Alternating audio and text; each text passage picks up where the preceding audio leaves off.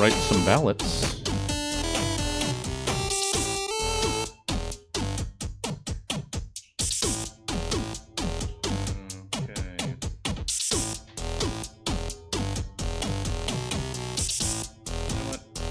I don't need any.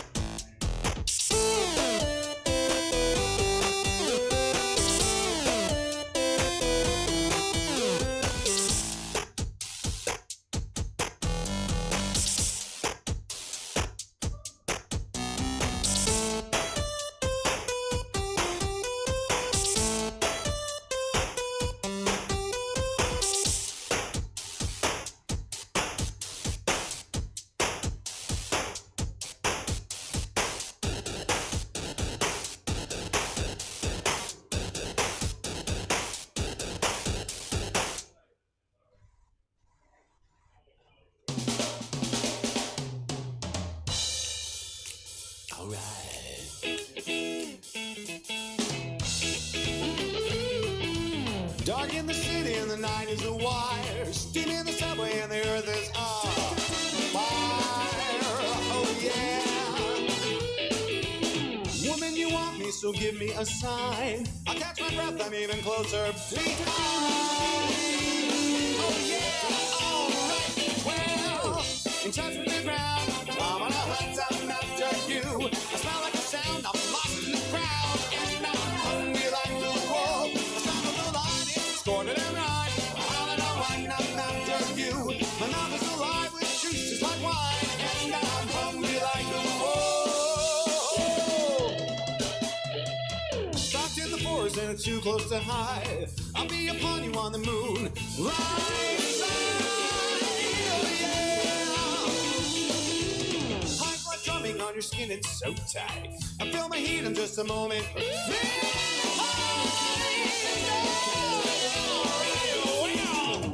In touch with the ground, I'm on a hunt, I'm after you. I smell like a sound, I'm lost in the crowd, and I'm hungry like the wolf. The sound of the lion is scorned and right.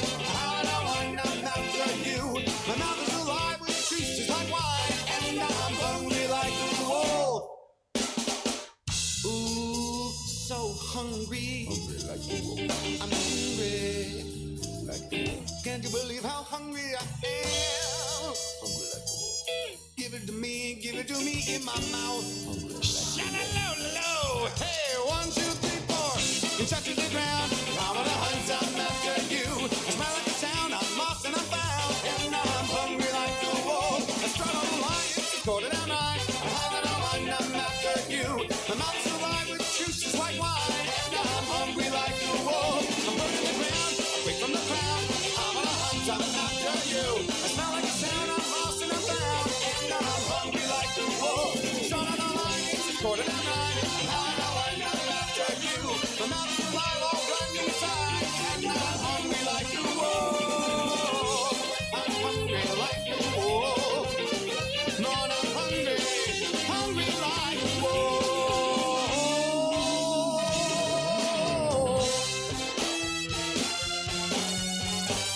Ooh, I'm hungry, baby.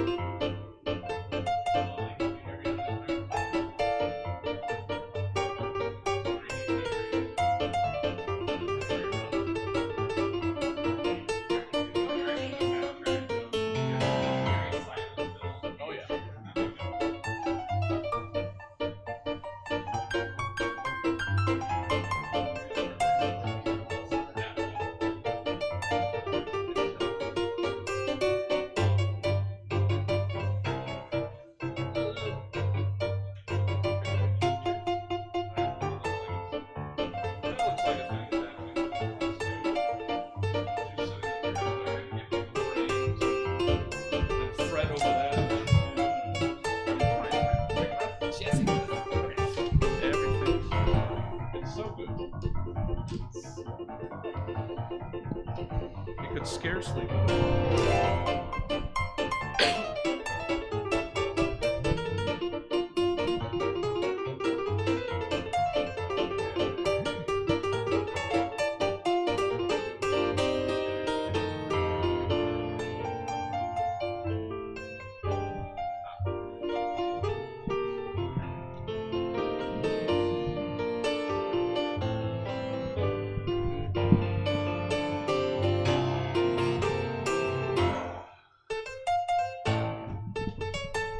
It's raining time.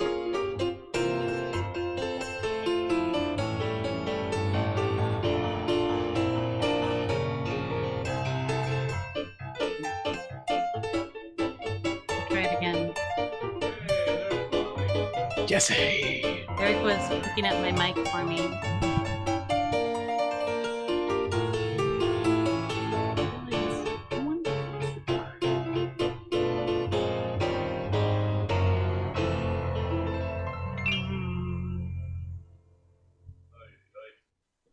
Oh no. Nope, I think I'm wondering too high. It's on mute. Oh no. It'll be fine. I gotta figure out my height. I'm at Eric's desk right now, so I don't have my normal setup. We got them so early. I know we did. I hate when that happens. You know, I always end up bugging Jesse for them before he sends them out. Oh yeah. Like an asshole because of my anxiety. But Sure. then he sent them early and Yeah. I was just like, Well, fuck you for taking away the opportunity for me to say this. this would have been so much Exactly, better if exactly. you had sent it Yeah. earlier. Yeah, we're Yeah. we're kneecapping everybody's excuses. Oh yeah. Oh yeah. I had a ready-made excuse of dental surgery Oh, that I was recovering from. must be nice. Yeah. and I'm going to try my damnedest not to bring that up throughout as an excuse because oh man, these prompts suck. Like, I really phoned it in this time. I have a hard time believing that. Yeah, but it'll be fun though. Like all of them, some of them were tough to get going on. Oh yeah. There were a couple bangers. But that's also what makes the show so right. wonderful is that challenge. Yeah. But it's fuck me, Jesus Christ. I was dealing with a lot of just straight up brain fog, just from like the meds and stuff. It's just like what is comedy? on top of that, I felt so unfunny. I did have that problem. Hey, pew pew, Blondie in the house. Finger guns. That looks fantastic. Seriously, so nice. It's hot Barbie summer. All right. Hey, Molly. Hey. Hey, can you hear us pretty good? Yeah. All right, good. Hear all this shit y'all have been talking. I'm just kidding. Everybody seems pretty nice so far. All right. That seems like a lot of me. Which, is never a bad thing. All right.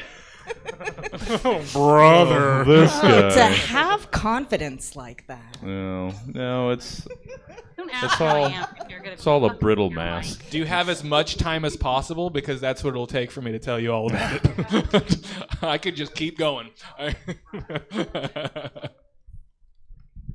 All right. Hey, everybody. Oh, there. That was all the time that I got to relax because now I have to, do the show. Now I have to make sure. So Milk, very wisely, very helpfully, made us like a second pre-show screen. For when we're hanging out, not actually started the show. That is wise. But then that means we end up. I have to set up 2 screens now, which such an ordeal, but I've got more things to complain about, if that's all right.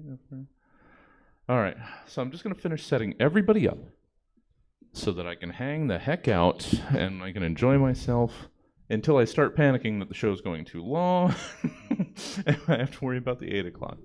It's a never-ending cycle of never being good enough. God, save this gold for the show.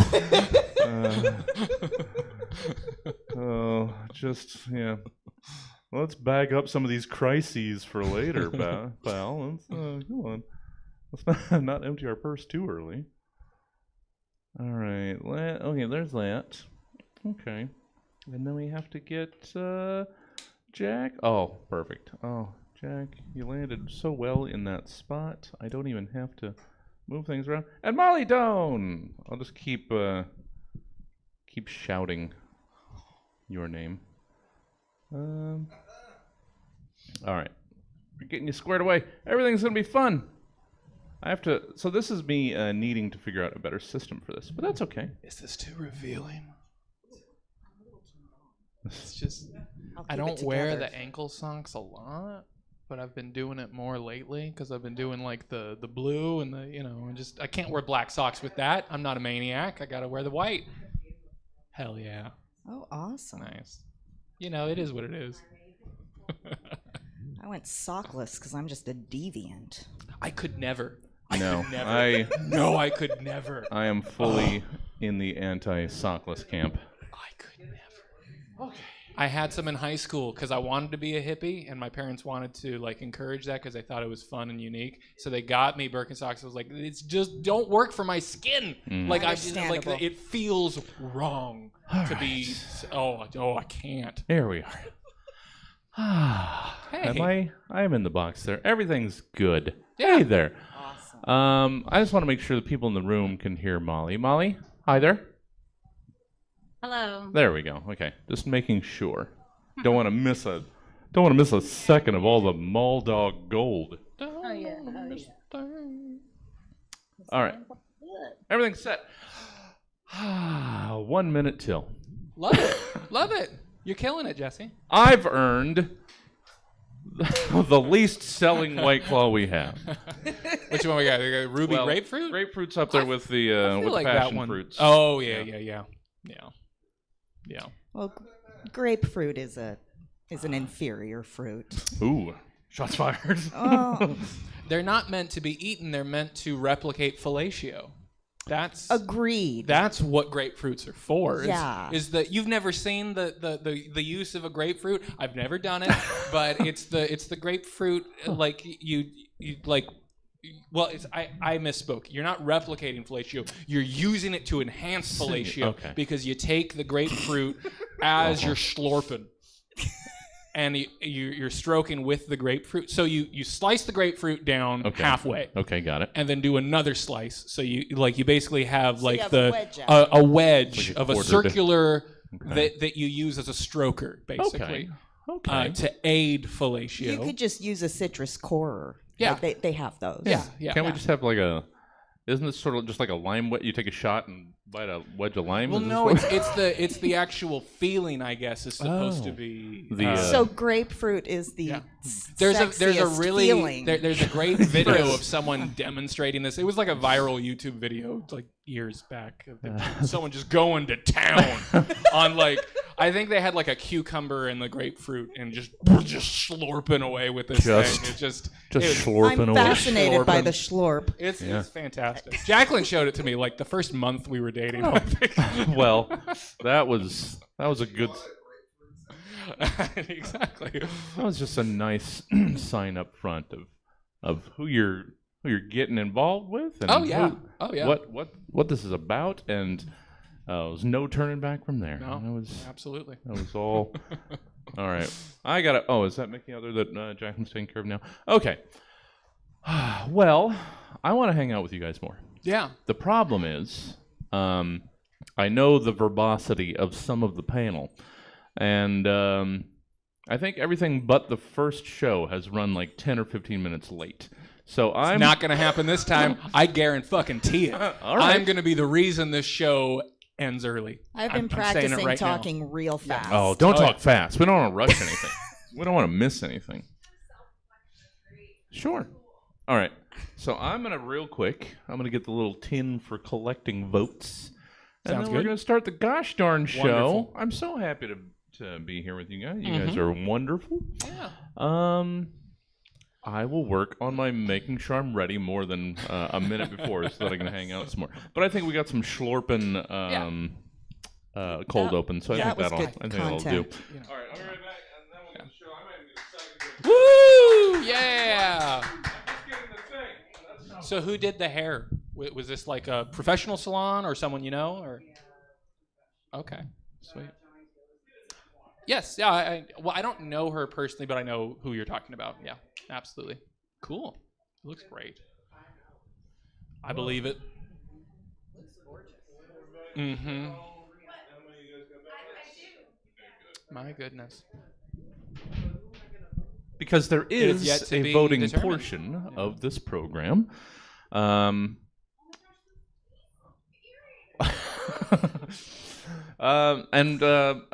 Milk, if you would like to set us up a poll at the end for the online voters, since they were very that's how they're doing confused that. last week. Okay, gotcha. They were very confused. I said, just put the name of who you want in there, and it was just, what do we a poll? No, just write a name.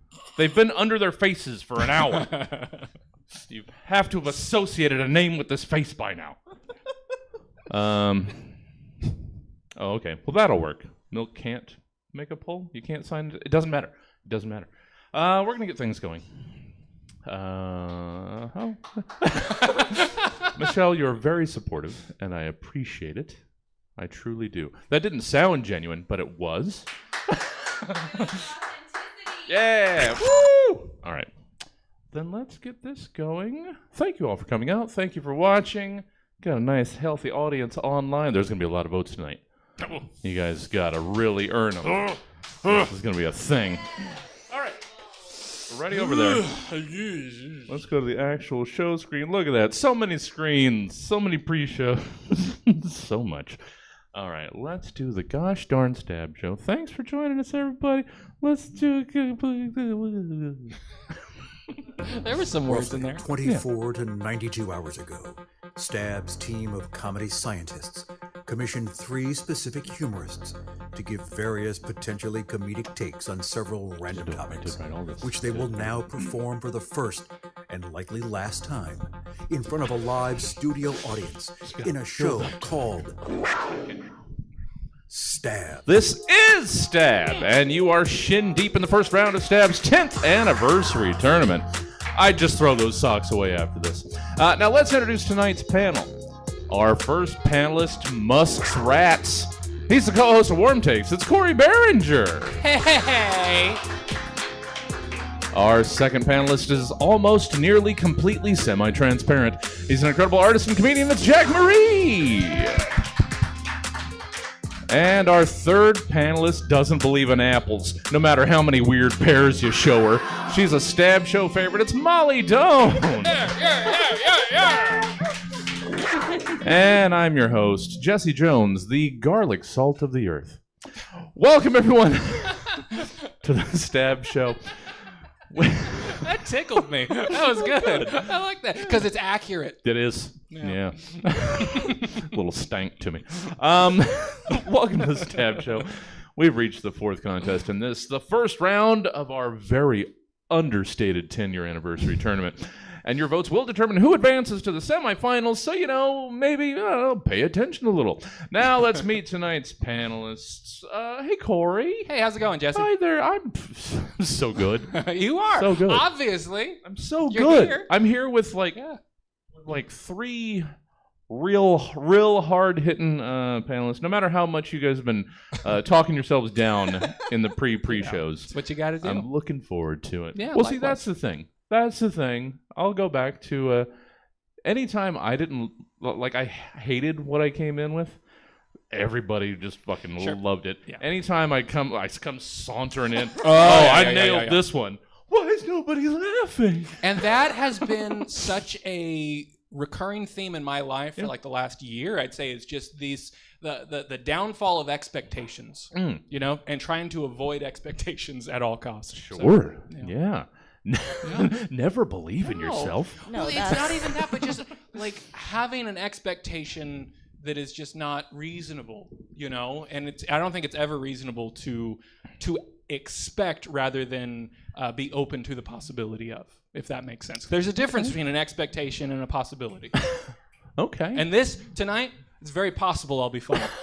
It's quite possible. Yeah. It's quite possible Yeah. that I'll be funny. So good. But I won't expect it. Okay. You know what? That's good. That's good. I guess it's the hoping for the best. Yeah. And not expecting the worst. No. But not expecting the... how are you other than, all of this self-reflection? Yeah, I mean, other than that, I'm doing okay. I'm recovering from some dental surgery. Yes. I have a cadaver in my mouth. Oh, shit. Well, a cadaver bone. Okay. Not an entire cadaver in my mouth. But I have, because they're setting me up for like an implant. Oh. So to do that, first they put a human cadaver bone in the place, and it's just going to live there for the rest of my life. All right. Did you get a name? No. No? Seems like you should. I feel like they should too. Yeah. But they should get a profile. Reach out to the family. So it's just kind of eerie that I have this thought where it's there. Yeah. You've got a ghost tooth. Kind of. Yeah. Yeah. It might start controlling you. Yeah. It could. Maybe that's where these thoughts have been coming from. Maybe there's a very introspective fellow in my mouth. Yeah. Wouldn't be the... All right. Well, good to have you. What have you been up to? You've been producing Stab Presents. Yeah, we're doing a lot with that. Some music around here. The Digipod PokeCast. Yes, that with Milk. I host with Milk Surface. That's been a lot of fun. Just a bunch of goofy chats about monsters and stuff. It's been a lot of fun. Be they pocket or digital. Exactly. Mm-hmm. Love that tag, by the way. It was great.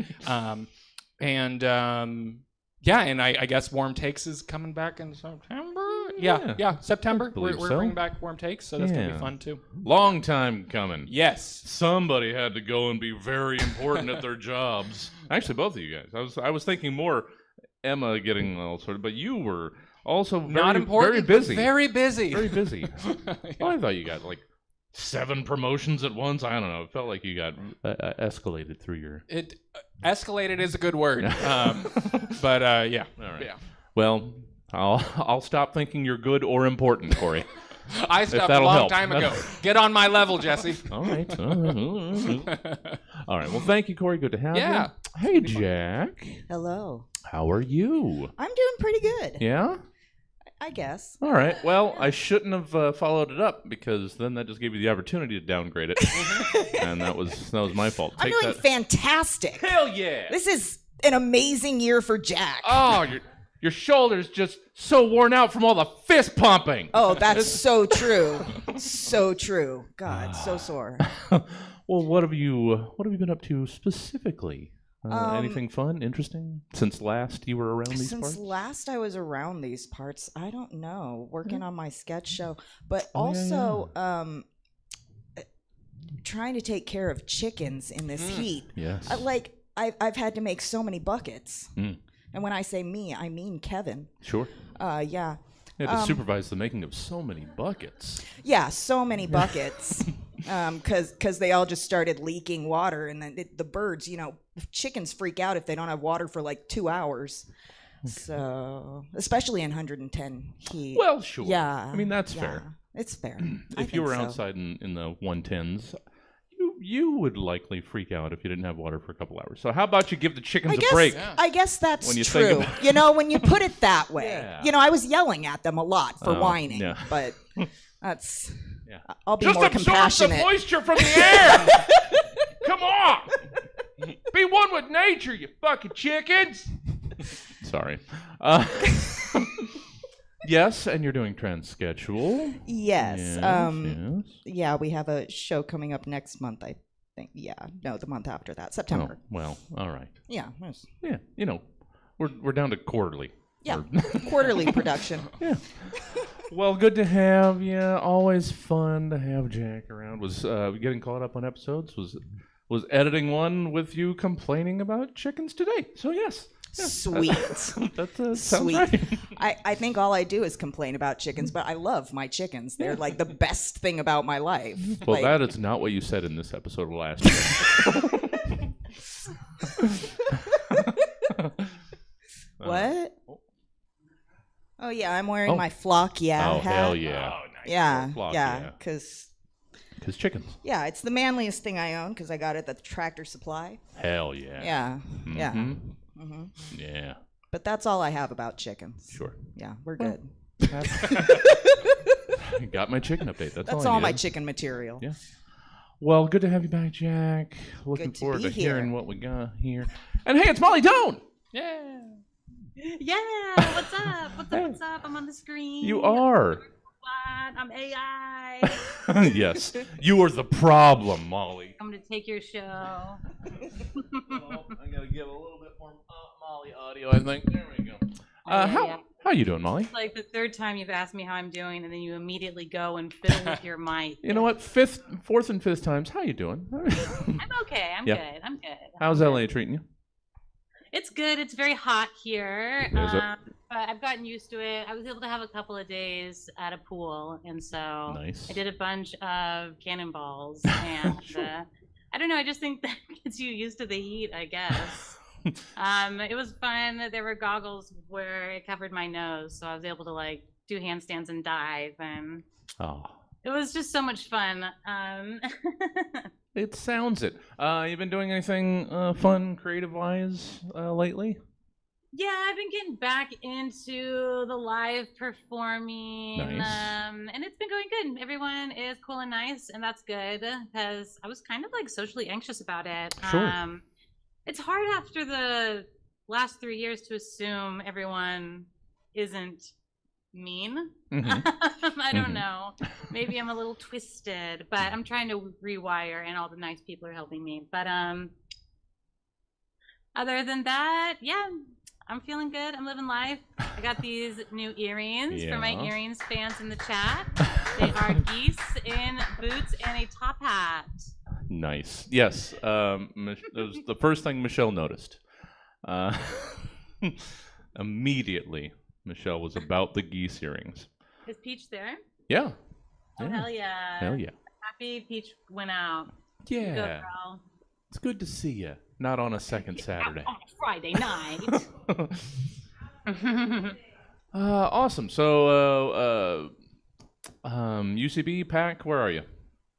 I do some shows at UCB. I'm getting back into the indie scene, trying to meet some new peeps, and yeah, I guess I don't know where I'm landing. I'm still pretty early in getting back out there, but I've taken a pretty long break. That's okay. Anyways, enough questions about me. All right. Well, then, enough questions about you. Let's get the gosh darn show started. I made some beans. Hold on. You made some beans? Fresh, yeah. Oh, shit. Bought a Shut it bag back. of dry ones. Shut it back down. All right. Soaked them. All Soaked right. them Huh? 24 hours. Oh. Yeah. Okay. We're still in bean talk. Sorry. Boiled them. Uh-huh. Roasted some veg, blended it. Sure. You know. Sure. Good. Does Even it I sound- threw some red wine in there. It was wild. I was feeling crazy. Yeah. This is sounding more like a chili than just beans. Don't undersell your chili here. There's meat in chili. Well, yeah, okay, fine. Going con carne. I Yeah. see. All right. All right. Well, I'm Sorry. glad we stopped down for bean talk. Let's get the show started again. All right, it's segment 1. It's reorganization because we we live in the 21st century, whether we like it or not. Things are just digital or virtual or artificial anymore. That's just how things are, and we've got to get to liking it. Even man's best friend is not safe from this hellscape of ones and zeros, as evident by the VKC, or Virtual Kennel Club. The Virtual Kennel Club, from what I was able to briefly gather, is an organization for creators of dogs in games like Second Life and other virtual environments.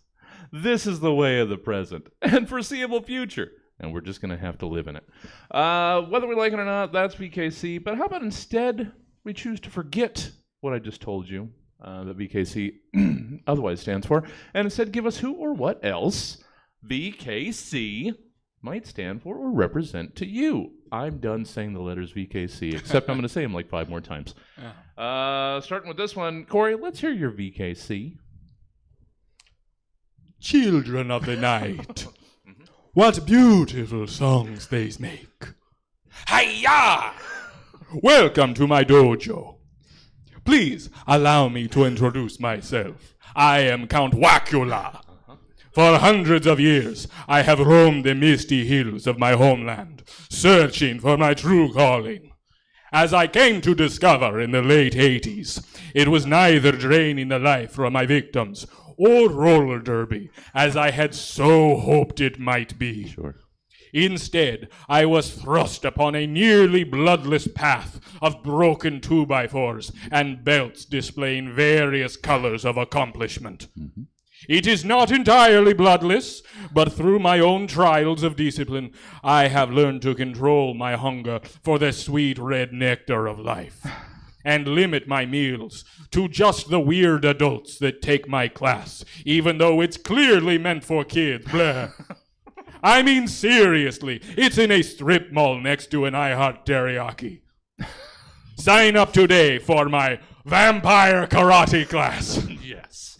Yeah. Yes. Yeah. Oh, you know what? It's over. Yeah. You can. Yeah, please. Please do that.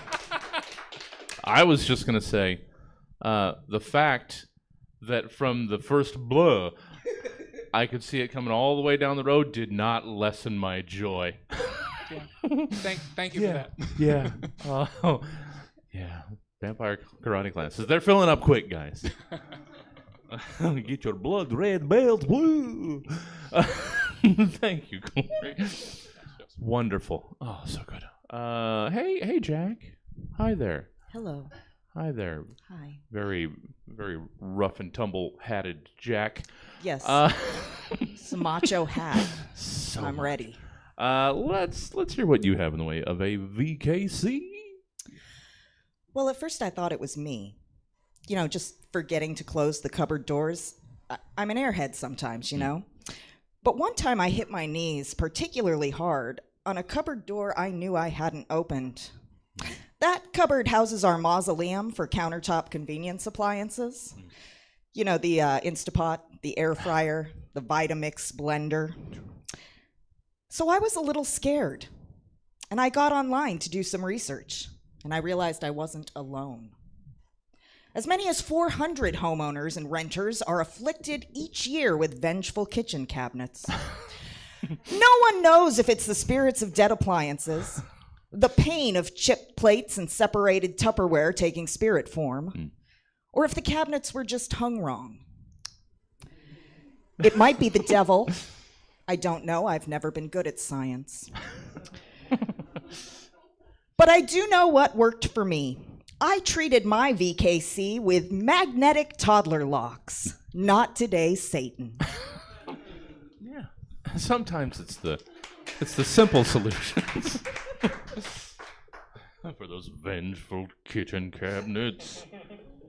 Yeah. No, ours are just hung wrong. Yeah. I suspect ours as well. Yeah. No, I think you have vengeful kitchen cabinets.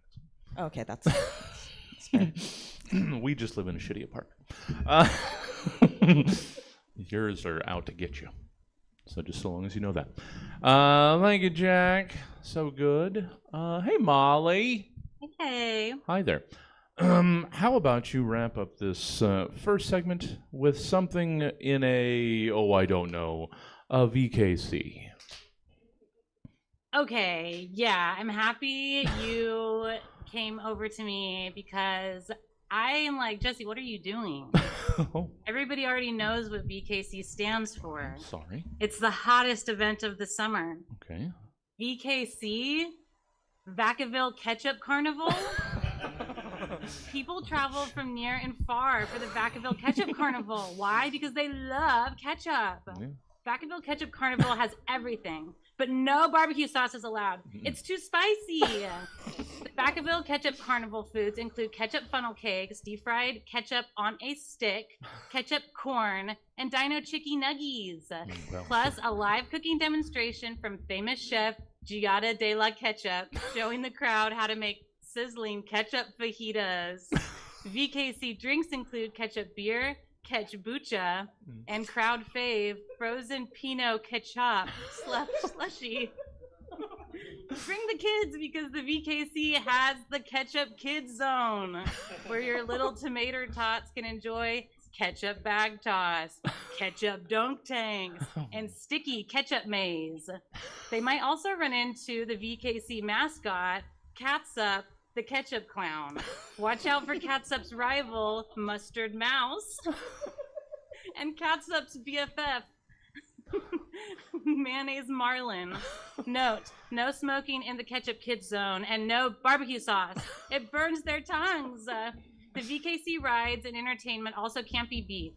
Catch your thrills on the Ketchup Coaster, or if that's not your speed, enjoy live concerts featuring ketchup cover bands that perform, you guessed it, ketchup cover songs such as Sweet Ketchup of Mine, or And It Was All Ketchup, or I got the moves like ketchup, I got the moves like ketchup. And don't forget, she was living La Vida Ketchup. Sure. So come on out to the Vacaville Ketchup Carnival and share a KPA and a plate of ketchup baby back ribs with Catsup the Ketchup Clown. Vacaville Ketchup Carnival, because barbecue sauce would ruin the flavor.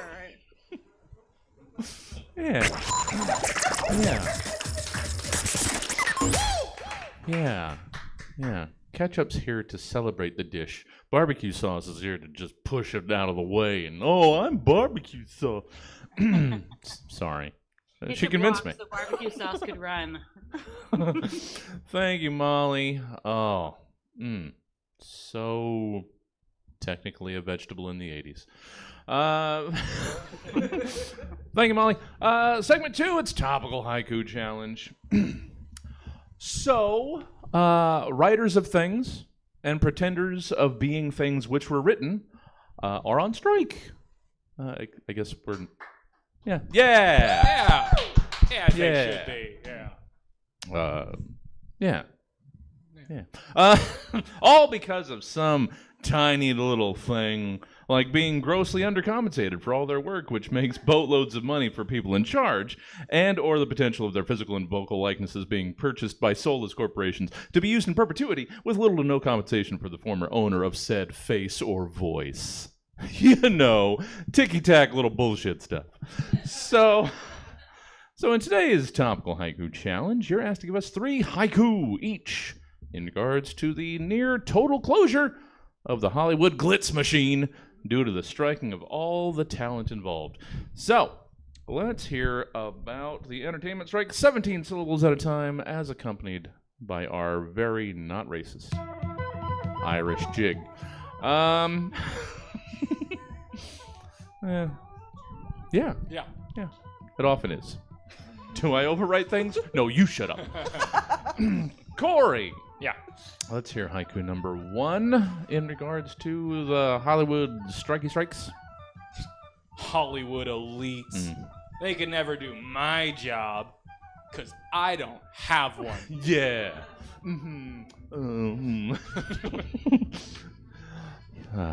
That's a little too close to home, Corey. Jack, Hollywood strike haiku 1 from you. I'm supportive, but the last big Writers Guild strike brought Kardashians. Fuck. I didn't think about that. Get back to work. Sell me your face. It's technically what it's about. Hey, Molly, you are down in the epicenter of all that. Yeah. So your haiku are going to be extra relevant. I don't know.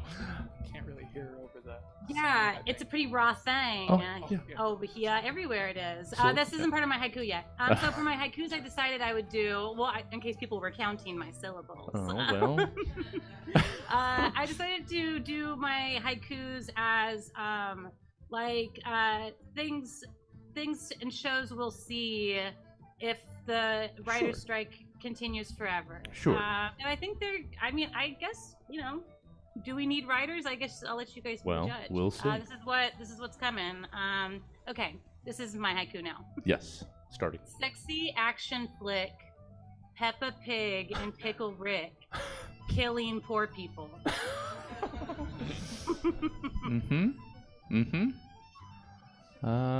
Sure. Excerpt creative. So creative.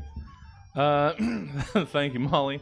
You're welcome. Looking forward to the second and third parts of your bonus segment of new fall lineup and nested within these topical haikus. Corey, second time around about these ingrate writers and actors. Boycotting Netflix. Fair wages. Also, my ex just changed her password. Yeah. Didn't have anything on there anyway. My watch list, I've seen it. I don't care. I don't watch 90% of what's on my watch list. It's just, it looks good. Thank you, Corey. Jack, second time through the Hollywood strike haiku for you. Box office failure. A sad robot cries out loud. Does anyone hear? Oh, man. Yeah, guys, think about the poor robots. They're going to be producing flops and getting fired. Those poor robots, all in one studio apartment, like 7 of them, trying to get staff jobs. Oh, those poor robots. They're going to remember when they were back there, though. Mm-hmm. And that's going to build them. character. Exactly. Absolutely. Exactly. Yeah. Hey, Molly, let's hear your second Hollywood strike haiku. Yes, this is another haiku show pitch from the great AI gods. Yes. Okay. Workplace comedy. Mm-hmm. AI Magic Mike babies work for Donald Trump. Just gotta keep reusing. Yeah. Yeah. I don't know. You had me at Magic Mike babies, and then you lost me. Donald Trump is an intellectual property at this point. Sure. Sure. Like, we need to. Yeah, he's fallen out of copyright protection. Corey, how about you wrap up or start wrapping up? Start us with the wrapping up of the Hollywood strike haiku. My dad had a friend who kept his scabs in a bag. That's pretty gross, huh? Mm-hmm. Yeah. Mm-hmm. Mm-hmm. I get it. Yeah. I get you. Or I'll just read extra into it. Yeah, no, Yeah. Yeah. Scabs. Yeah. Oh, I hope not. But, you know, there's plenty of reality programming. We don't need people to write those anymore, right? Ugh. Yeah. Thank you, Corey. Yeah. Dad had a very interesting friend. Yeah. Keepsakes. Jack?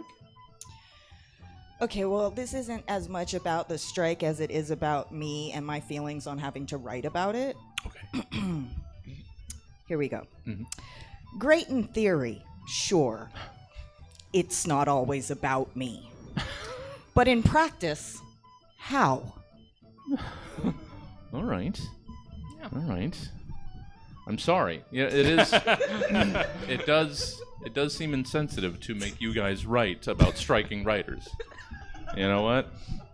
Fuck me. I'm sorry. Whoopsie daisy. Apology accepted. Thank you. You know what? People don't usually accept them. That seems weird. Thank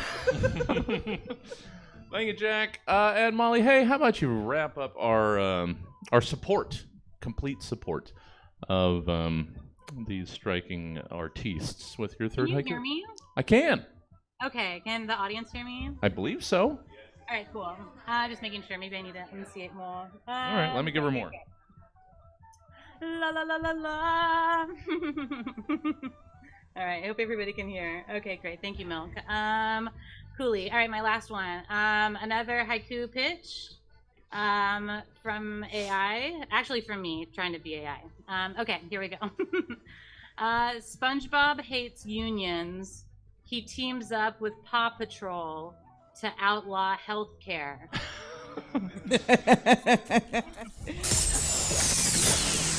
Yeah, that's kind of what you expect from Paw Patrol.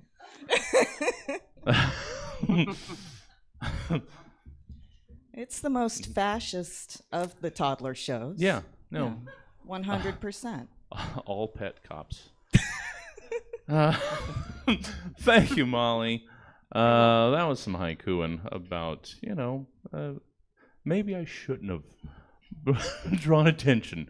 Support the striking writers and actors. Segment 3, it's theme restaurants. Hey, we don't pull this one out very often, so I'm looking forward to it. I'm sorry if it made you guys angry. In advance. Food is food.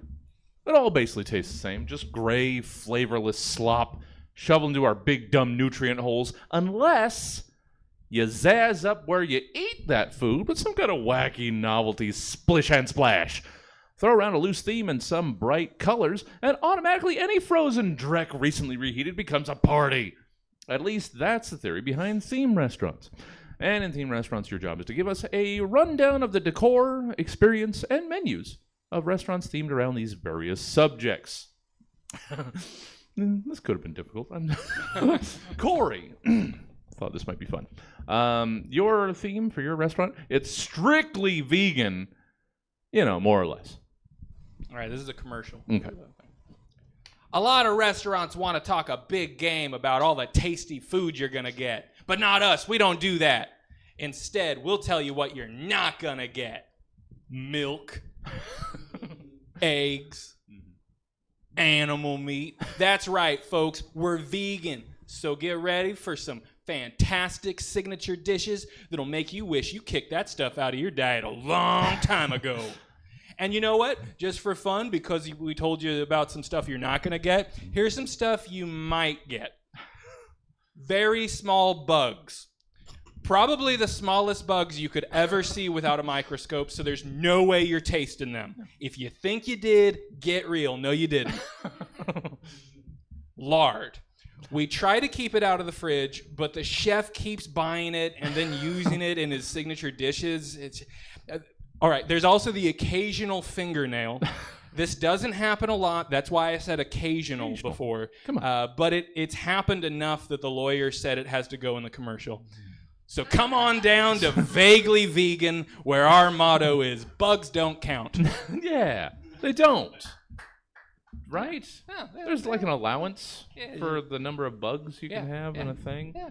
Number of fingernails. Especially not these tiny ass bugs. Oh, yeah, they're so small. These are so small you could barely see them. You could have a bucket of these bugs. Yeah. But they're so small. Yeah. Like smaller than a pepper flake. You'll have room for more bugs. Yes. Yeah. Yeah. And you would miss the bugs if they weren't there. Yeah. Is all we're saying. You would. But, and there's a significant amount of lard. We can't stop him. A not insignificant. No. Let's frame it like that. It's a not insignificant amount of lard. Yeah. I mean, is lard not vegan? Come on, guys. Who's making the rules here? Thank you, Corey. Yeah. Was it vaguely vegan? Or, yeah. I think that's what the joke. I don't know. Oh, thank I you. was barely there for it. That's all right. I'm sorry you've been loopy on meds all week with your ghost tooth. Jack, let's hear your restaurant themed around a teenager's idea of fancy. Okay, you guys. You said I was too young to get in the restaurant business, but I showed you. Yeah. Welcome to the grand opening of Le Steak. That's French. You're going to love the atmosphere. It's like Jessica's Super Sweet 16, and her dad makes a lot of money. I like to call the decor chic, because that's what it is. The lighting is dark and romantic, and every place setting has its own candle. You don't get to keep it, but it's yours for the duration of the meal. Yeah. Despite the empty wine barrels everywhere, we don't serve alcohol. I got lost. I drink a lot of it, though. Mm-hmm. The wine barrels just really class up the place. It looks like the wine caves my Aunt Sarah visits to taste wine until she passes out every weekend. But you'll want to try one of our mocktails, all served with flashing LED ice cubes and delivered by remote control limousine. Hell yeah. You can't just walk into my restaurant either. You have to be put on the list. Because everyone wants to be seen here. It's the ultimate in luxury. But you are our VIP every night. So each booth is reserved for you with a red velvet rope. Our menus don't have any pictures of food or even prices, but the bread is free. This place is so high class, I'm giving away food. I'm told you eat with your eyes first, although I can't quite figure out how to do it myself. But every plate comes with decorative parsley. Hell yeah. It's not to eat, it's just to look at. You throw it away. The parsley gave its life to make your food look prettier. It's amazing.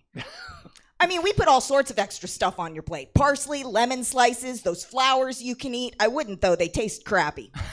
Did I mention the napkins? 100% pure cloth. We wash them every night, swear to God. We also have these big plates that go under your dinner plate. It never holds any food. It holds the holder of your food. Your plate has support staff. Now you're living like the other half. So try the chocolate fountain at Le Steak. Oh, man. Oh, that was so fancy. Oh, I think it's a problem that I still like all of I would open it tomorrow. Yeah. Oh, so classy. Oh, and that plate under your plate, it's got a plate. Plates on plates. Thank you, Jack. That's French. Hey, Molly. Hello. Just tickled me. This Molly. this damn prompt. I'm looking forward to it, and I'm only looking forward to it more based on how much you dislike it. So let's hear all about short gym bronzes. which is not a thing at all, just so everybody knows. We're not pulling any references here. No. It's So completely things might get original. a little crazy. All right, so Short Jim Bronzes. Mm-hmm. Hey everyone, I'm Short Jim Bronze, and you guessed it, I'm a short little man. But that doesn't stop me from pulling the hottest honeys on the market and having the best American-style tapas restaurants in the city. So come on down to Short Jim Bronze's to enjoy a meal of small, meaty bites and beer that will give you the confidence of a short king with a very successful business and friends that like to pick him up. I don't mind, it's fun. Come in during happy hour and have our chicken bronze skewers like chicken satay. We don't grill or fry our chicken, we bronze it. What's bronze? It's when I throw 72-hour marinated chicken into my tanning booth with me while I get my rays on and thumbs up react to the hundreds of nudes I get from chicks that look like Eva Mendes. The bronze skewers are served on toothpicks. Regular skewers are too heavy for my little hands. Bring the whole family into Short Jim Bronze's weekend brunch menu. Your kids will think I'm a pony and want to ride me around. But watch out for your busty wives. They won't. They've been wont to have a few Short Jim mimosas, aka mimosas in shot glasses, and want to take me home and ride me around a pony by Genuine. Mm-hmm. I haven't lost any friends over it though. They get it. Do you have a big event? Wedding? Bikini contest? Have your event catered by Short Jim Bronze's. Order trays of our most famous small bites, Lil Slim Jimmies. They're chopped up Slim Jims in world-famous Vacaville ketchup. Topped with hot Cheetos! Let us be there for you in your hard times. And hey, I may even show you some steamy text convos from some dimes that can't get enough of this meaty, little, excited man. So come on down to Short Jim Bronze's, where the food is small and meaty and confident. Come see why our food's #1 and why I've been married 10 times but never been divorced. They never want to let go of a short king with a successful business. Yeah,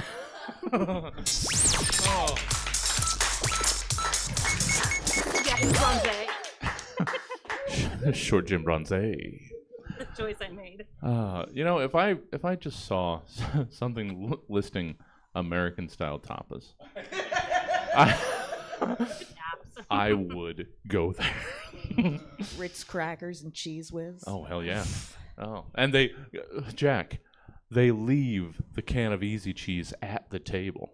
Oh, that's fancy. Yeah. Thank you, Molly. So good. This is also. I don't want it to end. I need to slow down. No, that sounded weird.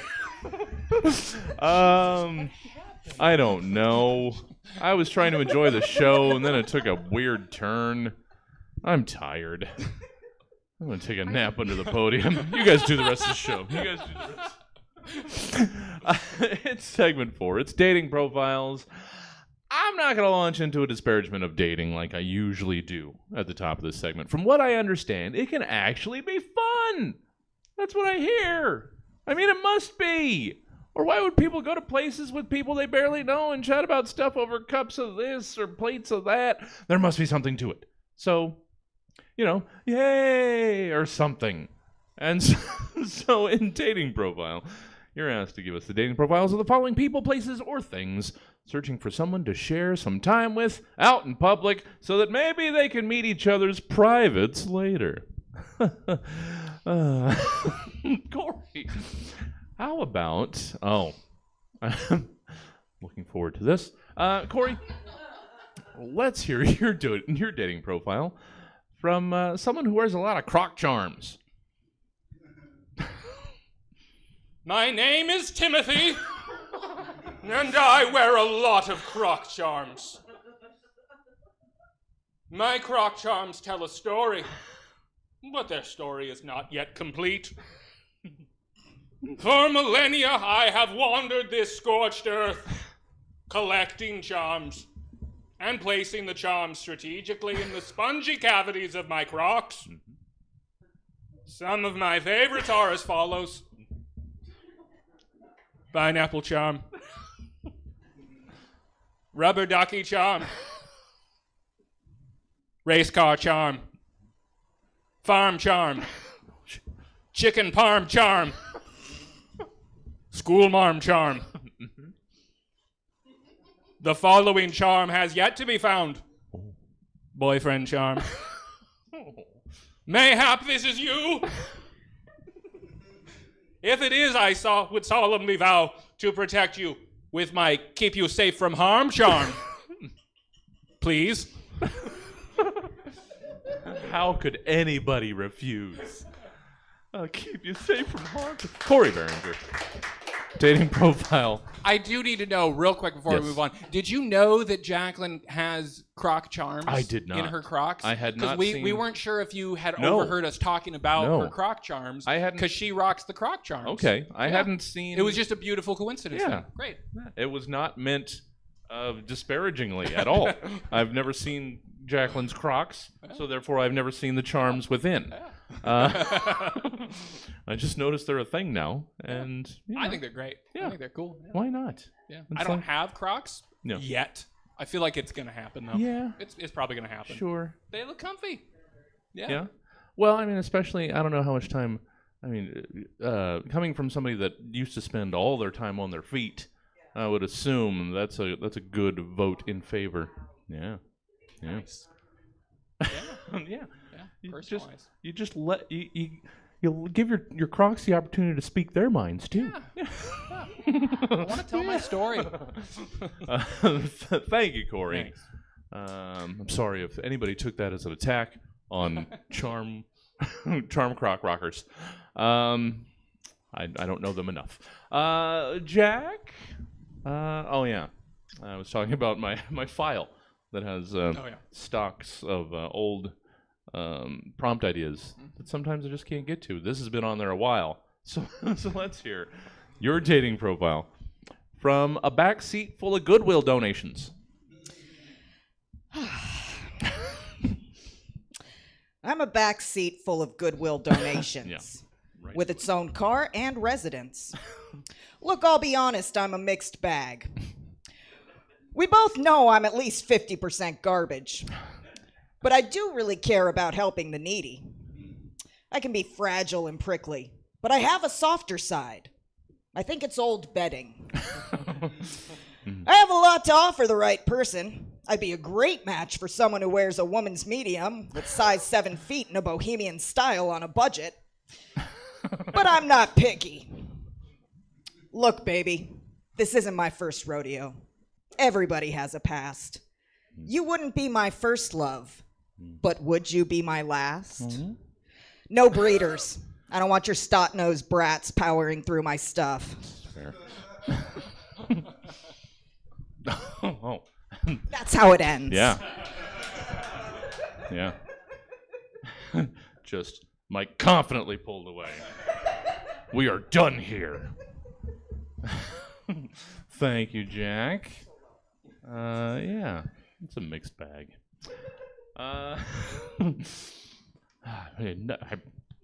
Nobody just rolls around with maybe not a backseat, but a trunk full of stuff that they could easily just go buy a donation center, but just don't for months on end. Nobody does that. That's not a thing I've never done that it. anybody's ever done. No.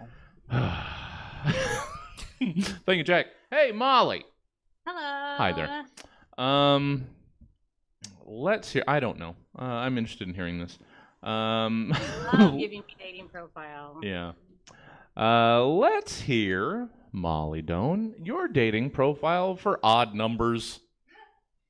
Okay, great. Hi, my name is 3 Risa, and me and my boyfriends, Seth Vin, Nigel, and Dirk Teen, are looking for a 5th or 7th or 9th to join our polyamorous, polygonal domestic partnership. We all live in a 3-bedroom house in Seattle, Washington, 2000. Where Seth Vin, Nigel, and Dirk Teen spend their time worshiping me as their sex axis goddess. You would be moving into their room, and during the day while I'm working my 9 to 5 at Fractions magazine, You will be expected to use your time co-efficiently to maintain the cleanliness of our polynomial home, including cleaning our various anal abacuses and bringing home more big scarves / small blankets to tack up on the walls and say that they're tapestries. By night, I expect all of my big hunky oddies to be advanced enough to know PEMDAS, meaning penetrate my parentheses, enter my exponents, multiply the moisture, divide my angles, add more digits, subtract from your spheres, aka PEMDAS, aka PEMDAT-ass. Yeah. And then finishing with some Kunnel integer ingus on my paravulva until we all sum. And then we postmate some Five Guys. It's a good life. Hoping for someone who wants a genuine connection, not just looking for a dirty 4G. We are really chill and no quad drama.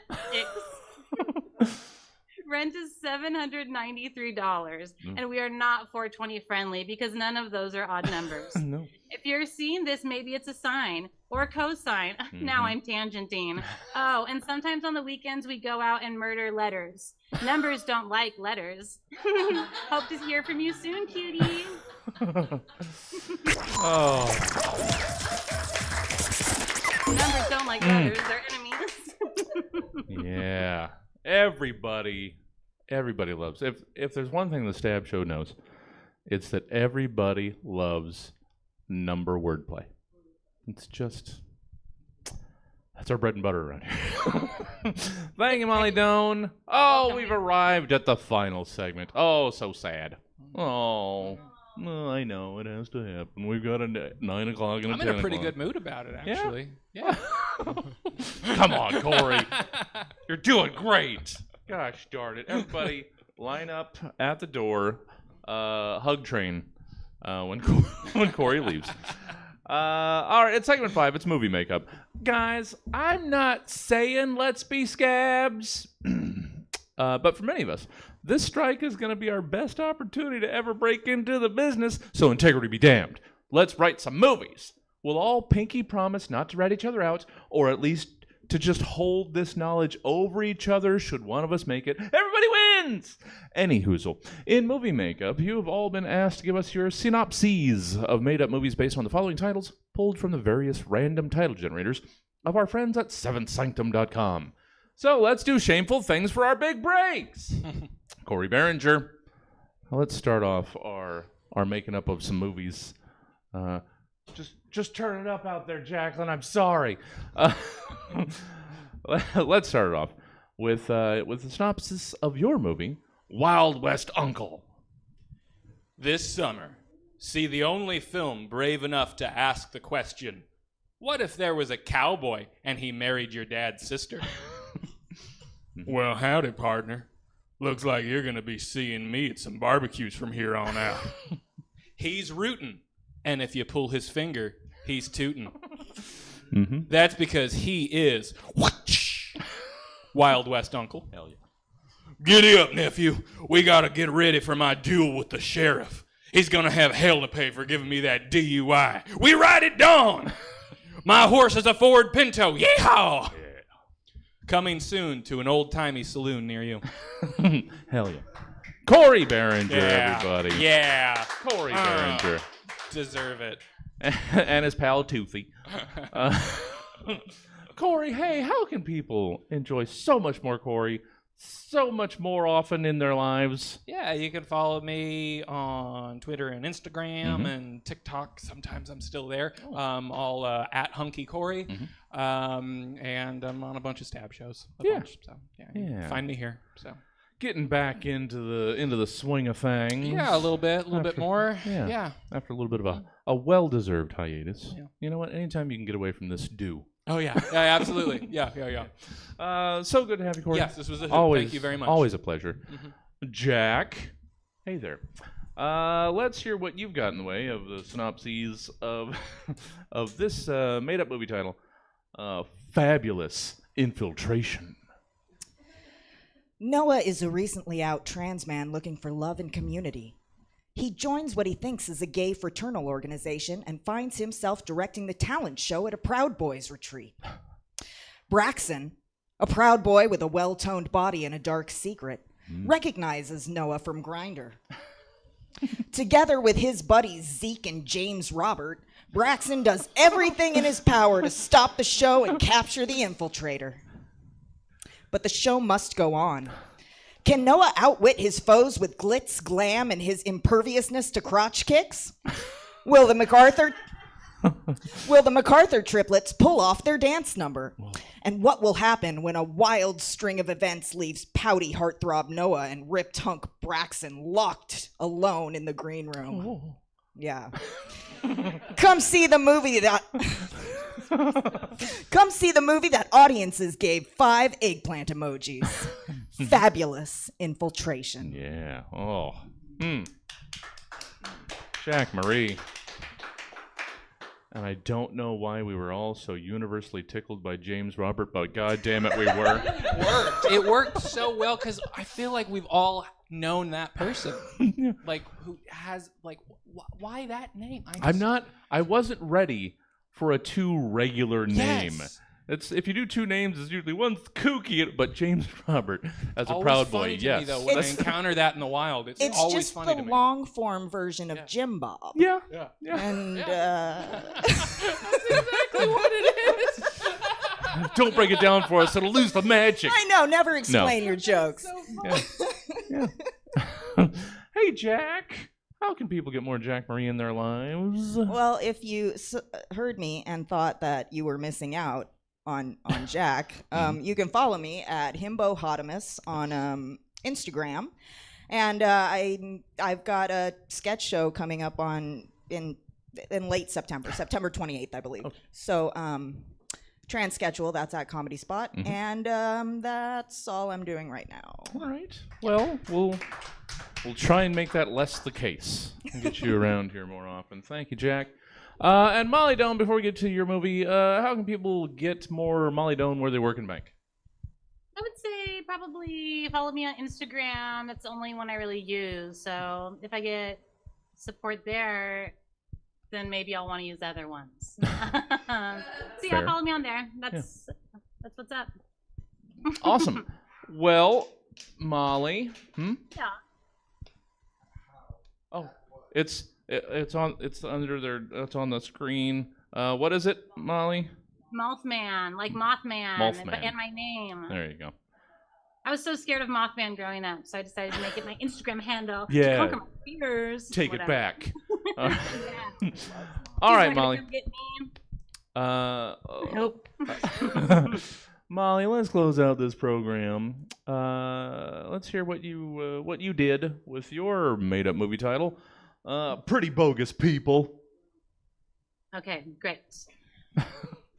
In a world where people are being ridiculous, where all you hear on the streets is bad vibes, when you need a new stoner action movie because James Franco is problematic, so it's like, can I watch Pineapple Express?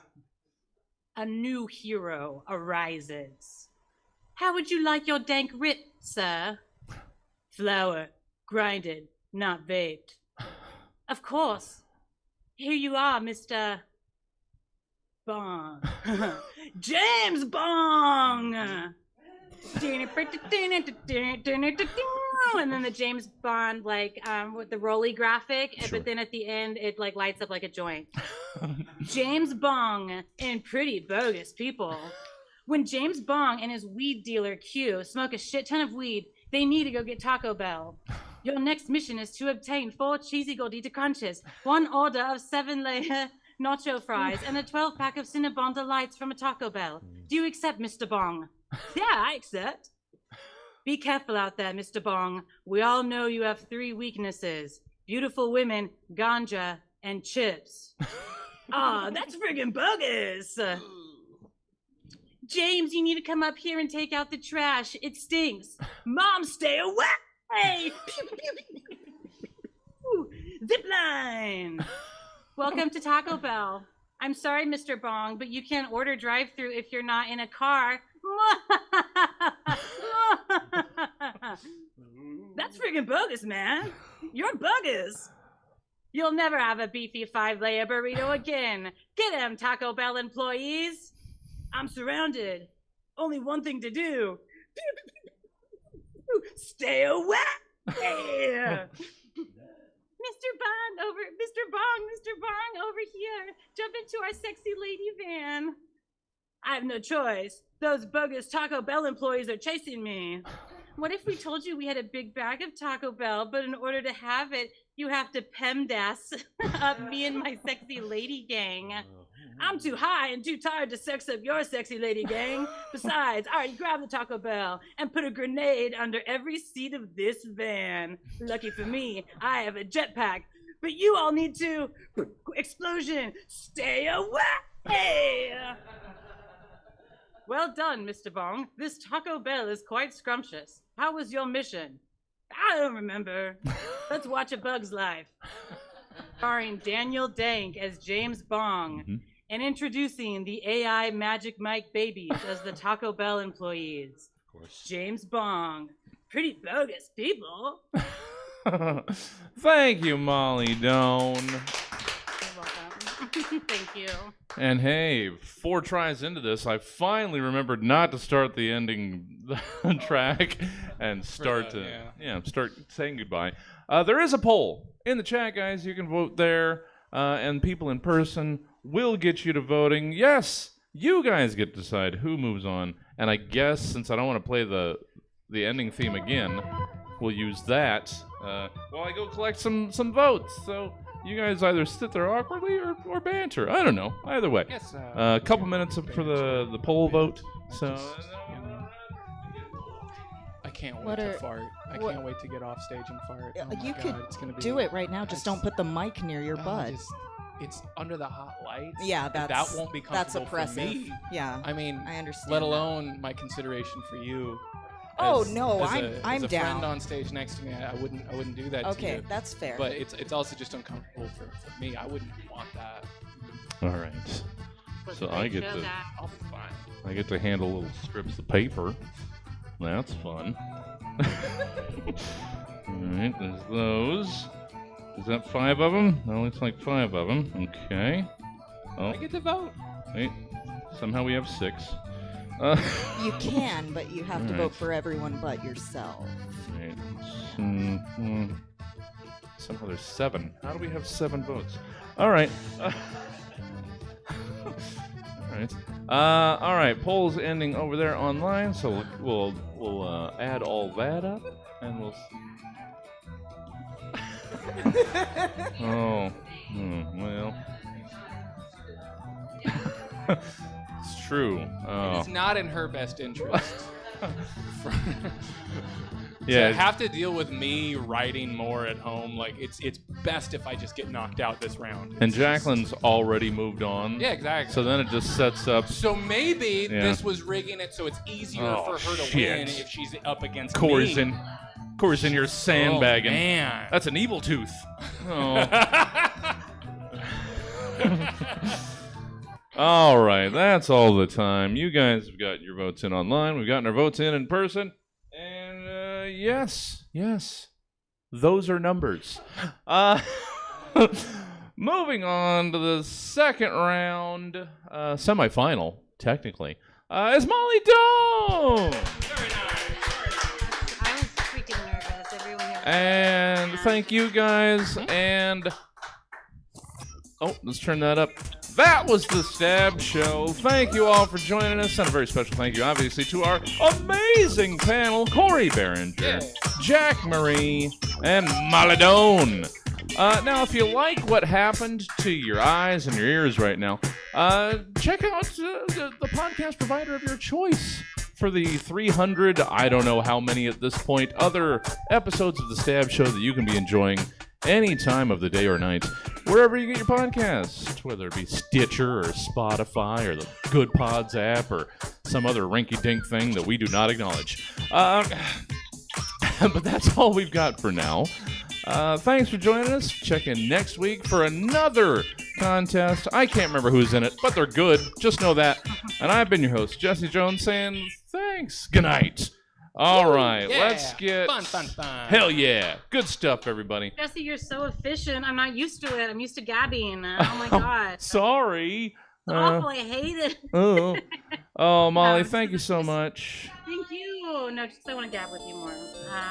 Well, I'll see you soon, though. Congrats on all this cool shit you're doing. Oh, thank you. I'm glad you're back out doing some stuff as well. That's good to hear. Yes. Things are on the up and ups now, so Yeah. that's freaking wonderful. Hell yeah.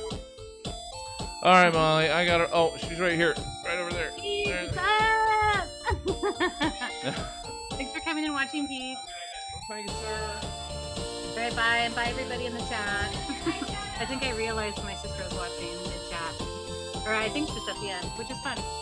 All right, Cooley. Bye.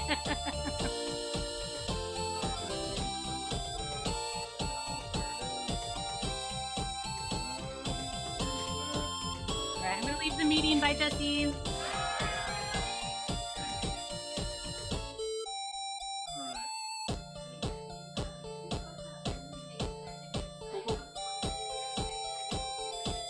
Sure. I imagine they're fine. I'll take a look.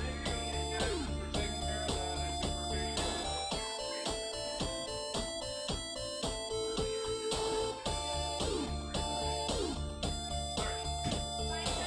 Bye. Good to see ya. All right.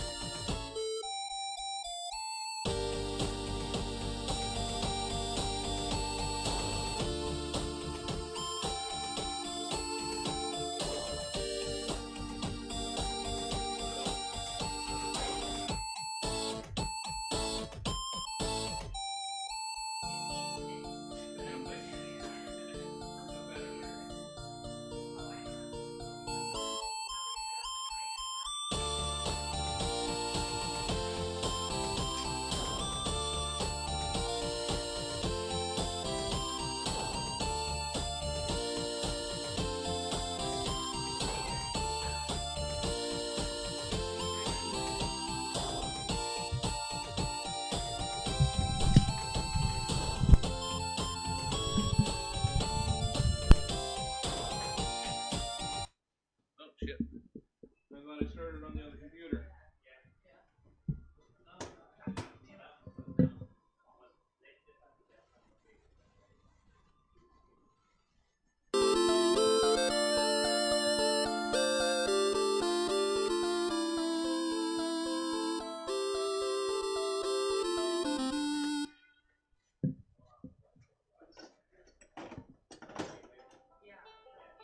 Okay.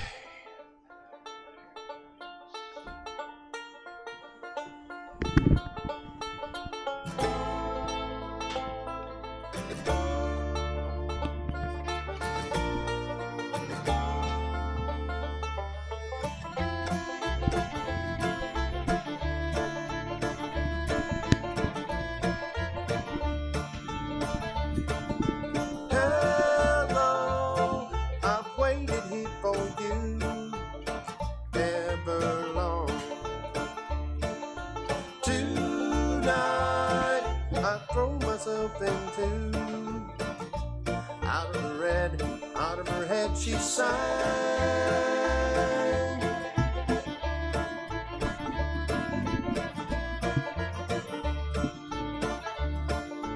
Calm down and waste away with me, down with me.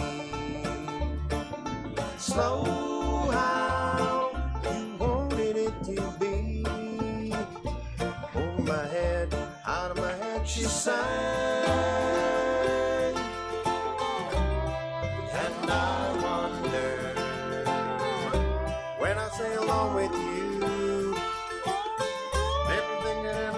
this real forever.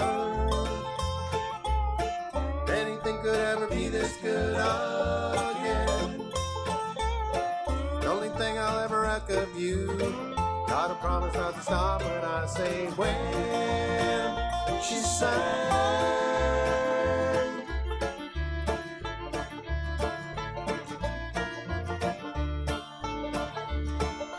Breathe out so I can breathe you in, hold you in. And now I know you've always been out of your head, out of my head I sang. And I wonder when I sing along with you, feel this real forever.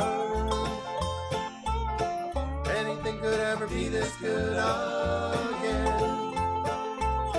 The only thing I'll ever ask of you, gotta promise not to stop when I say when. She sang.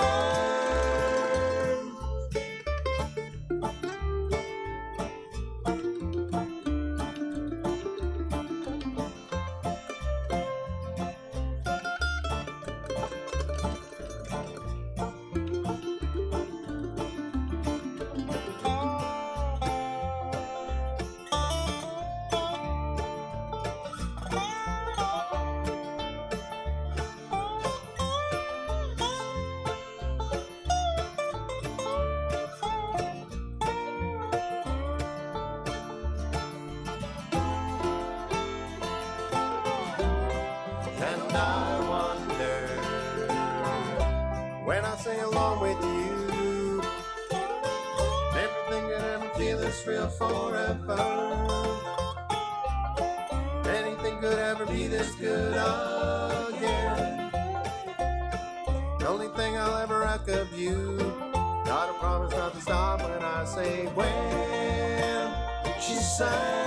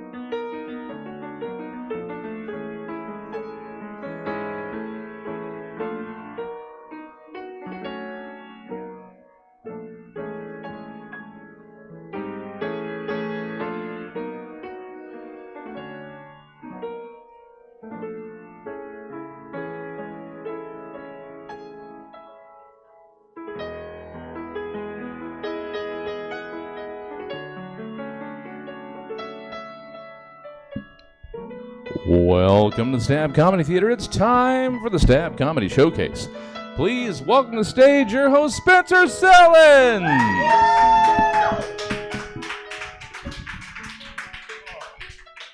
Oh my goodness, Stab. Good evening. How we doing? Friday? All right, there we go. I need some positivity in my life. I like it. Welcome to the Stab Showcase. Sorry, I had some chips here. I got dry mouth. All right, welcome to the Stab Showcase. Stab Showcase featuring some of Stab's, homegrown comedians on the rise, if you will. I'm excited. My name is Spencer Sellens. I am one of your hosts. Who knows who the other one is? You maybe find out later. I don't know. His name is Joey Jaffray. He's right back there. But he's also helped me do this show as well. Thank you guys for coming out. We love you, especially Joey. He told me specifically, didn't you? Yeah? I'm going to make it awkward right at the beginning, all right? That's how we do it. I love you. No. I'm living in that awkwardness right now, actually, because I'm babysitting my nephew, and he's 13. It's a terrible age, 13-year-old boys. They're absolute demons, all right? I'm sure, do you remember being like an absolute demon at 13? You blocked it out. For good reason. You probably committed many crimes that are likely, past the statute of limitations. So he's fine, all right? He's good. But they're awful people, 13-year-old boys, all right, in general. But this is my nephew, babysitting him. And before I came here, I was making him dinner. And he had his door open a little bit, so I was going to hey, buddy, the dinner's ready. And I, just poke it open a little bit. And I accidentally, walk in on him watching porn. Super awkward. Super awkward. But, I'm a cool uncle, okay? I won't buy you liquor. I'll buy you a six-pack, all right? I'm responsible, all right? I'm a cool uncle, though, all right? So, in that moment, time stood still. And I'm thinking, okay, what can I do to just say something quick, get the fuck out of there just because the cool uncle? And in that moment, all I can think of is just saying, nice. And just freeze. Dinner's ready when you are, buddy, okay? Clean yourself up, and we'll have some of those chicken nuggets, all right? He's good. It's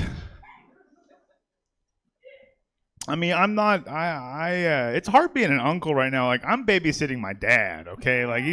He's getting older. It's getting pretty bad, okay? I don't know if anyone else is here is going through that. But, it's a process. But it finally dawned on me that my dad is really getting older, because the other day we were at a concert and there's signs everywhere saying don't take your cell phone out, no recording of the show. Cell phone will get confiscated. So immediately he takes his phone out and it gets confiscated. 1, 2, 3. And he's looking at me just dumbfounded. Oh my God, they've taken the world from me. And I'm thinking, all right, Spencer, this is a very valuable teaching moment, okay? And I just look at him and I say, well, Michael, now what did we learn? Okay, we've been here before, all right? Still working on a tag for that one, okay? But hobbies are important, right? It's important to stay, the mind is important to stay active. Same with the body, though, okay? I've been, exercise has been very important to me lately. Been trying to lose weight. And I've actually fallen in love with riding my bicycle. I just got a bike recently. I love it. I love it so much that I started a club for me and all my other friends who love to ride our bicycles. We call ourselves the Pedal Files. What do you guys think of the name? No? No? Why? I can't. Oddly enough, we were kicked off of Facebook. I have no idea why. And if anyone can, maybe enlighten me, I have no idea. But I like games too. I used to love Dungeons and Dragons when I was a kid. Loved it. And I played it for the first time in a decade recently. And it was a very nostalgic experience. At the end, my virginity actually came back. Okay? That was a silly one, all right? I wanted to keep it silly. All right. You know what's better than silly? Geonational politics. right? Okay, all right. We got some thinkers in this crowd. All right, I can tell. Okay, I mean, this gentleman has Einstein hair, and I'm loving it, by the way. I'm loving it. Einstein hair, like the background character in like a '90s, like either boy band or like new metal. Like it could go either way. I love it. All right, I'm digging it. But anyway, I digress. I also completely just forgot my set because the hair threw me off. It's too good. He's not even on camera. I'm just on the internet, gushing over this man's hair. Ugh, goodness. Oh yeah, geopolitics. There we go. My mind works. Marijuana affects the memory, though. It does. Yes. On the way here, I I thought of a great joke about North Korea, but it's just so hard to get out. See, silly and involving international politics. Oh my goodness, I'm a thinker, aren't I? Finally, will you tell me you love me, Dad? Oh. He's watching right now. He's like, all the more reason not to, Spencer. But he has a reason why he doesn't say he loves me. Unfortunately, he is British. Yes, I know. No, the English, like, they're like socially. Do you guys know any English people, like in real life? Your mom is there now? Your mom is English? Her Amy, I'm so sorry. They're a scourge on this planet. No, don't get me wrong. I love fried fish and French fries. I literally just brought up a bunch of trauma for her. Amy, I'm so sorry. This is the therapy comedy show, okay? This is a whole new angle that I never experienced. Joey, write it down. Therapy comedy show, okay? I like this, all right? He's into it. I can tell by his voice. He sees he's writing. He's calling 911 as I speak. He's so British. Well, I can't imagine it's like someone's like last words. Oh, it's so British. It's just like smothered by mushy peas. Anything is on toast. Like it's disgusting. The only way that the Brits had food was either boiling it until it was mush, or like kidnapping people from other parts of the world and just like having them make food for them. Like, all right, and then like tikka right? I'm having a moment right now with Amy. Apparently, I'm loving it. All right, this is therapy and comedy. Like you guys are witnessing history in the. And this is what happens when you don't have health insurance. By the way, this is how you get therapy. Like I have to take mushrooms and lock myself in the closet for a couple hours. It's works similar results. All right, it's some things bubble up a little bit, but let's see. Joey, have you timed me even though I didn't ask you to? All right. Yeah, we were discussing that earlier. So, you know what I'm going to do? I'm going to end on one last joke, okay? All right, this is nice and light because Joey... Wait, who? I'm not bringing up Joey. Okay. All right.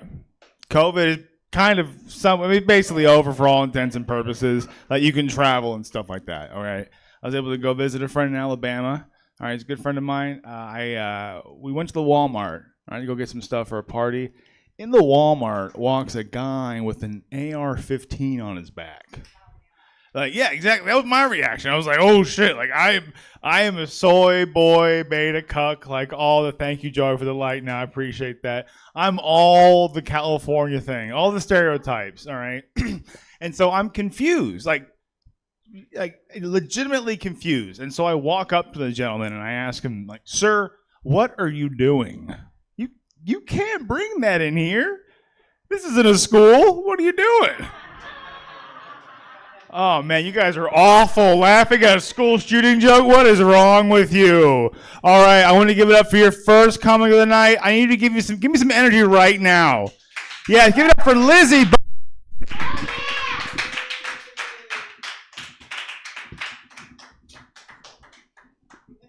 I like the way Spencer said the Walmart. He reminded me of how my grandpa says it. He's like, we were at the Walmart looking at guns. That's how he talks. He buys guns at Walmart. You guys, there's like two ladies in the room, but I'm going to ask you this question. What do you mean, oh no? Have you ever farted during sex, miss?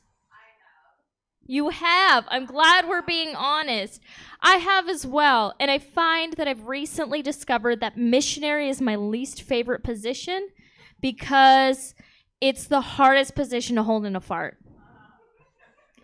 It is, and you can't like hide the look on your face. Like the other day I was having sex with this guy and he stopped and he goes, "Are you okay?" And I was like, "Yeah, I'm fine. Why?" And he goes, "It looks like you're trying to solve a math problem." I was like, algebra's hard. I was trying really hard to not ruin the moment with that fart, you guys. Has anybody else, like, have you sneezed cum before? Yeah. No, this is an actual thing that happened to me. The other comics always ask me about it. They're like, is that true? Like, I have to know the story. Yeah. So this is what had happened, though. So I was doing my community service, giving a blowjob. It can be at times. You know. He knows. He's aware. And it was going to be the final countdown, right? You know, like, do-do-do-do, do-do-do-do-do. And in my head, I'm like, all right, we're leaving together. All right. You didn't get that part. No. You don't know the song that well. That's okay. No, and I forgot to breathe. So I just, you know, all over him, none of it on me. It was the first time after a blowjob that I wasn't the embarrassed party. I had to give out the rag, you guys. It felt like such a power move. I was like, yeah. Bitch, she said bitch. I didn't say it out loud, but I thought it. I was like, here's your rag, sweetheart. Don't worry about it. Then I gave the forehead kiss. Good job. It's fucking stupid. Anyway, I had another question. What was it? Oh, have you given a blowjob when you had a cold? No? Just me?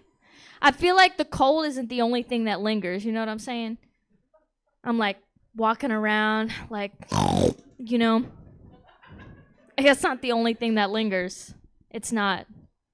Did you know that?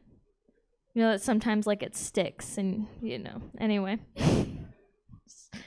I'm just going to be stupid up here tonight, you guys. Do we have any crystal people here? No, you know, that's a fair question, Spencer. But, like, I mean, like, like the people who have, like, the crystals and the chakra shit and they do all that. No. But you're aware. You're aware of it, yeah. Like, it's a thing. Like, I'm not super into it, but I like to use it as an excuse to talk to men however I want. Like, I'm like, Trevor, all right, I get it. You have a big dick, but your chakras are not aligned to big dick energy right now. Chad, I recently spoke to my spirit guides, and they told me that you were being a little bitch right now, okay? Right? You know, I cannot talk to you right now because my pussy is in retrograde. All right? You got that one. Nice. I love that for you and me. I recently re-downloaded the dating apps.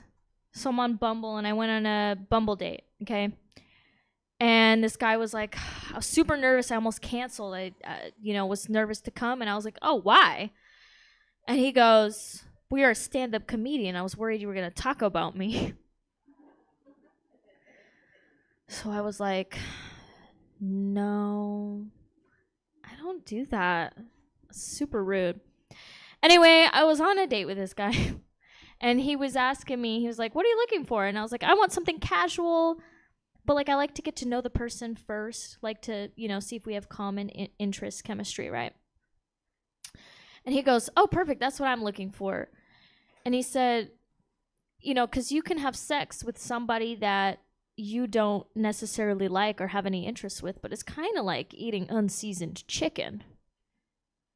And it made me realize I've had a lot of unseasoned cock, you guys. A lot of it. How long have you guys been together? Not long? What does that mean? Are you like dating? Have you defined the you haven't defined the relationship. All right. I feel like, when you date a man, you have 2 separate interviews, right?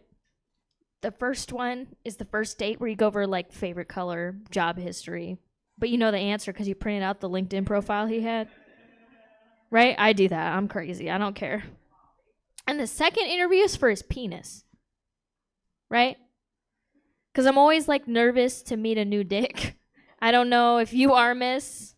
Yeah, right? Have you met his dick yet?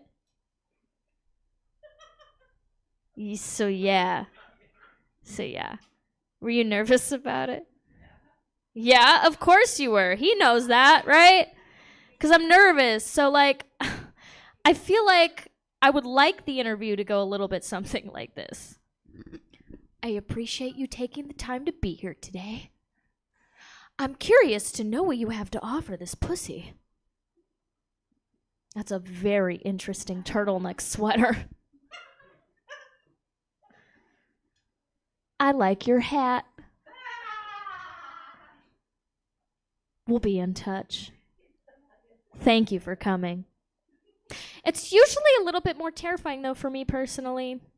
I'm sure it is for you, miss.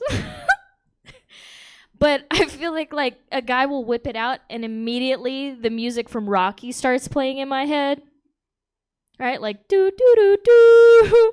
And I'm like, all right, I didn't train for this. I'll be right back. I have to stretch, and I only brought Durex. Yeah? Was there a golden wrapper for you, ma'am? I'm sorry, I'm sorry, that was inappropriate. That's too far. All right, I get it.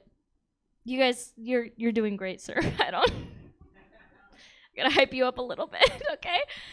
No, I feel like there's because I'm always nervous to date women and approach women because we have standards.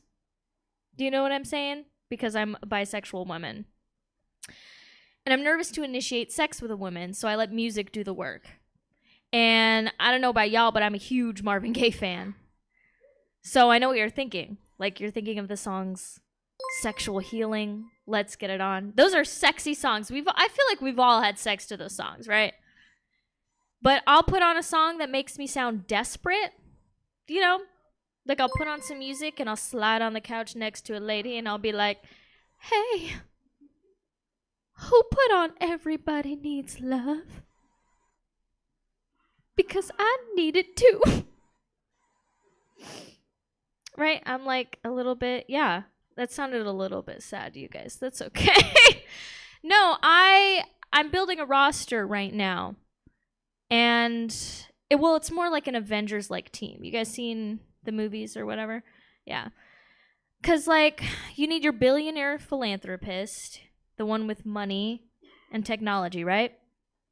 And then you need your Bruce Banner. You gotta have someone with a good Hulk smash, you know what I'm saying? Right? The one you hate fuck, basically. And then you need the one that wields the hammer. He who is worthy. The Thor, right? I'm looking for somebody kind of low-key, like a low-key guy, you know what I'm saying? Oh, stupid. It's okay. It's okay. Oh, it's still kind of fresh. But, dating men is very interesting because they say some really crazy things to me. So, I had this guy that I wanted to initiate a sex with. So I was like, how are you doing? He hits me back with, oh, my tummy be on that fuck shit. What? So I had to look down the list again on my roster. And then I was Netflix and chilling with this other guy. Presses pause on the TV. He looks at me and he's like, I would like to request a blowjob, please. Ladies. The 2 ladies in the room. 3. I don't know about you, but I like to be disrespected respectfully in the bedroom, okay? I want just above spit in my mouth. I want you to be a head pusher. I'm saying I want my life to flash before my eyes. That's how I know I'm having a great time. And this last thing, like, really messed me up that a guy said. I had a date go really well. And we go back to my car, and I'm about to initiate a makeout sesh. So I'm putting on chapstick, trying to show him what's up. So I offer him some chapstick. Would you like some chapstick? And he looks at me so angry and aggressive. And he goes, I don't fuck with Burt's Bees.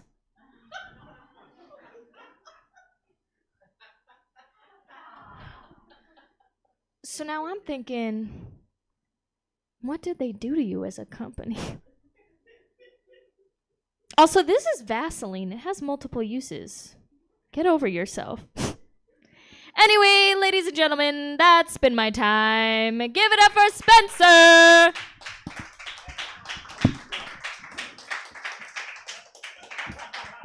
Hey, what's up, everybody? I'm Spencer. I took the lifts out of my shoes. What? That's all. No, I'm. My name's Joey G. I'm your second host for some reason. We need 2 hosts to cover 3 fucking comics. That's me and Spencer are also in a band with 4 drummers and 6 guitarists. It's just we don't know what the fuck we're doing. We showed up to Guitar Center too late. They were like, "This is all we have." We're like, "Well, fucking take it, man. We're gonna make it work." Going straight to the top, dude. How you guys doing? You having fun so far? Cool, man. That's good. I'm glad to hear that. I was nervous that maybe you wouldn't be. Man, we're so super glad you're here, though. I've been having a lot of problems, though, man. People, I guess I have like one of those faces. Like people always run up to me and they tell me that I look like other people that they know. They're like, "Oh, dude, you look like my cousin. It's uncanny." But I know you're not my cousin because he drives a better car and has nicer clothes. Like, why the fuck are you telling me this, dude? Like, why just come up and kick me in the balls like that? It did work out in my favor one time, though, because this one time this guy ran up to me. He's like, "Hey, man, you look exactly like my cousin. It's insane." I knew it wasn't him, though, because he's in jail for domestic violence. I was like, score! Yeah, finally! I'm beating somebody, dude. Like, and not my wife, just that guy in the whole rat race of life. Fuck that guy, man. I send him commissary, though, because I want him to stay in there. Like, I want him to enjoy his time just so I can, at least have one up on somebody, man. I don't know. I'm petty like that, I guess. You guys have kids? No? Fucking virgins. Oh, okay, so you have kids. You have kids. All right. You're just floating through life. Spiky ass hair, not giving a fuck, right? No, dude, you know what, man? You should get a vasectomy. They're awesome. Have you ever gotten one before? Oh, they're so fucking cool, dude. You should definitely get one. It's, you don't really, this is the thing. Get one, and she'll, fucking buy you milkshakes for at least 3 weeks, and you will never have to buy condoms again. It's so cool. And then there's also the whole, not having kids crawling up your fucking back all the time. That's tough. I don't like it. Are you guys religious at all?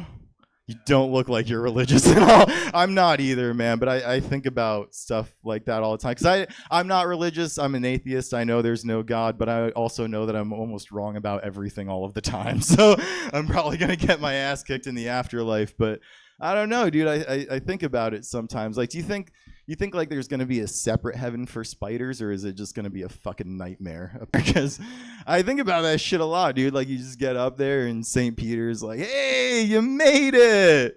Turns out 80 trillion spiders also died without sin. So we can't do anything about it. We kill them, they come back, it's a whole thing. Listen, you're going to want to shove these cotton balls in your mouth and in your ears so that they don't crawl inside you and lay eggs. Welcome to heaven. It's going to be hell. That's a phrase we're working on up in the office. All right, that's a weird one. Oh man, Kids is how I have kids and it's tough. It is though, because nobody tells you anything useful when you have kids. It's always like the same stupid bullshit, you know, like, oh, they don't come with manuals. And you're like, I don't know how to fucking read anyway, so who cares? But what you do actually have access to are a whole bunch of Netflix documentaries about children who murdered their own parents. So I've just been taking a whole lot of notes, man. I saw one about the Menendez brothers. You guys remember them, right? Murdered their parents for an inheritance. Dude, now every night when I put my kids to bed, I show them my checking account balance on my phone. Just make sure we're on the same page here, you guys. All right, look, if you murder mommy and daddy in a fit of rage tonight, you're going to owe like $68. You see how that works? Do you have $68? No, you don't. That's what all those scary red numbers mean. So maybe put the knife down. Dude, I try to raise my kids with compassion and empathy for other people, because the last thing I want is for them to turn into bullies and start fucking with other kids. You know, that just break my heart, dude. I'll never forget my bully's name. It was this kid named Jacob. And Jacob was an 11-year-old bag of shit. I hated that kid. He was the fucking worst. He'd always kick me and punch me. He'd rip my Ninja Turtle action figures apart. This little bastard jammed a stick in the front spokes of my bike, and I flew over my handlebars. But about a year after he moved in next door to me and started his reign of terror, Jacob was out in the street playing, and he got hit by a car. Yeah, he died. And as I drove away with Jacob's lifeless body reflected in my rearview mirror, I couldn't help but consider the lessons I learned that day, you know? Like, don't take shit from 11-year-olds. You're 38. You drive a death machine, man. Just fucking go. I don't know. I always thought that if you died and you didn't have any identification on you, they'd just call you John Doe and that would be the end of it, right? Because that's like what we all agreed to as a society at one point. But then I found out that in the 70s, some teenager died, and all he had on him were some Grateful Dead concert tickets. So for 40 years, they called that kid the Grateful Doe. That's fucking scary, dude. I don't like that because I don't have a driver's license. Now I'm terrified to open a jar of pickles because if I have an aneurysm halfway through it, then everyone's going to call me Dildo. I'm right back in high school again. I don't want to deal with it. Sandwiches aren't worth it, man. Fuck it. Speaking of sandwiches, are you ready for your next comic? I don't know what that was supposed to mean either. I just wanted to see how you guys would react. It was weird silence and then, this next comic is honestly one of my favorites. He's just, you're gonna see, man. He's a fucking trip. He's so funny. I don't think I've ever seen this dude do the same joke twice, and I've been watching him do stand-up for like 3 fucking years. Please welcome to the stage, make it very loud, for Chris Green.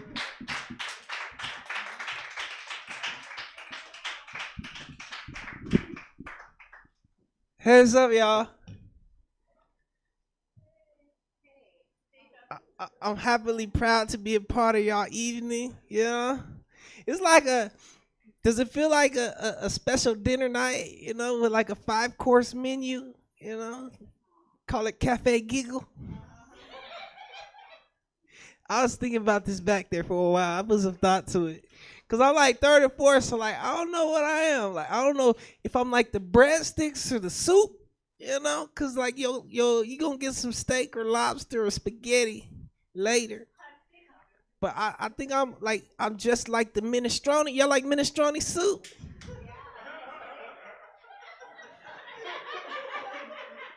or if I was like the breadsticks, you know, it's like going to Olive Garden and they give you the breadsticks.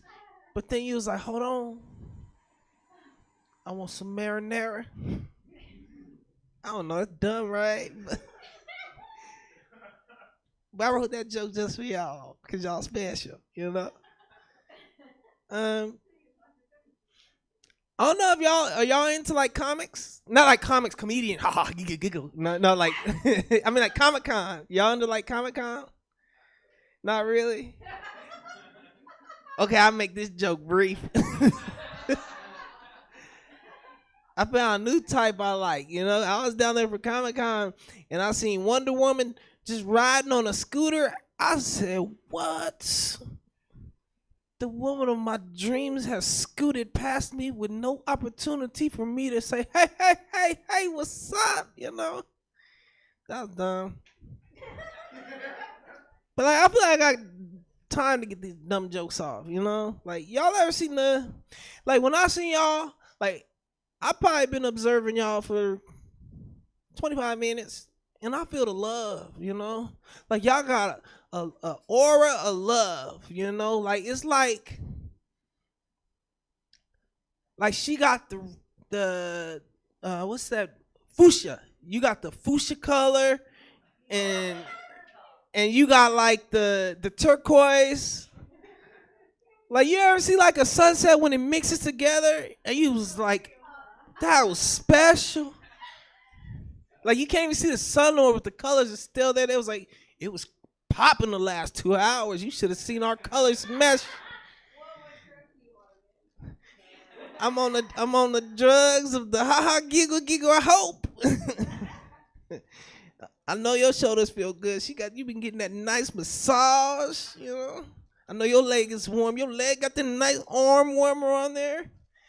I say that to say, like, y'all is love. But it ain't all love out there. There's some imposters. They play like y'all, but they not like y'all. And I'll tell you why. You ever seen the scooter couples? You know what I'm talking about? The scooter couple is like the dude and the girl, they be on the scooter, they when I see the scooter couples, I see them, and in my mind, I said, I'm not gonna make it. Cause it's like 4 feet on 2 tires. That's bad mathematics, you know? Like, I bet, but I'm not betting, man. But I know that concrete has the advantage. That's plus money. The wiggle wiggle wop wop relationship over. I'll tell y'all why, right? Cause like, I think when the couples go on a scooter together, first of all, somebody trying to save some money. I don't know who. Somebody like, I can save this $4.50. That's beer money, but I don't know who makes those. I don't know who makes those decisions, right? But when they hop on that scooter, it's like, you know, it's like they trying to put on a front, you know? It's like when they be at the house, like, they know it's kind of rocky, but they're like, we are finna roll by all our friends and family, and they're gonna see us as a united front, 4 beats to anytime. Let's get on a scooter.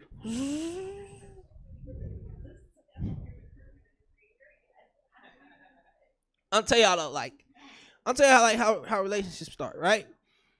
For scooter people, not y'all. Y'all are in love. Like, if I got a microphone in my hand, but like, if I did my set like this all night, it would match, right? Y'all like a love poster. Steven, don't forget, y'all see y'all love poster back there too. You know, I ain't gonna leave y'all out. You know, this is how you do it. Like, I like tonight because it's like an experimental night. Like, I wouldn't normally do a heart finger with the microphone in my face, but feels right tonight, you know? Y'all love has inspired me. But anyways, though, like, I'll tell you about these scooter people, right? So, like, it's like their relationship. It start off like vanilla ice cream, you know? Plain and simple, you know? Everything works. Like, I don't know about y'all, but I love vanilla ice cream. Y'all love vanilla ice cream. We all love vanilla ice cream. But at some point, that vanilla ice cream turns to Rocky Road. Do y'all know what's in Rocky Road ice cream? Marshmallow and nuts. That means somebody done went crazy and somebody done went soft, and I don't know who is who. But that shit ain't vanilla. I told y'all I went to Comic-Con. Like, I'm gonna be honest with y'all. Like, I'm at the point in life where I know with all my heart, I have to date up.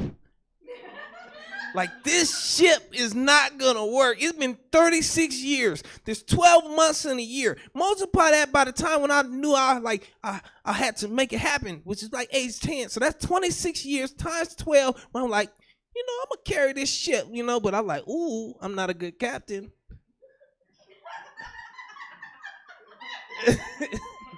Like, I'm not a good leadership, like, I'm type of dude that was like, you know what? I want to go to college, but I'm not taking the SATs. I got to come in on Saturday. I'm just chilling on Saturdays, like, that's not a way to go to college. Like, I don't, ladies, y'all like smart men? See, smart is, like, that, right, sir? Like, you got to play your smartness up to her. It's attractive. Like, when you're young, you just want to be the badass dudes. Just like, yeah, I'm cool. I'm chilling. Was that the light? Damn, I've been breezing through this thing. I was like, I thought I had to carry this thing for like 6 more minutes. I was like, okay, tell them about the smart ones.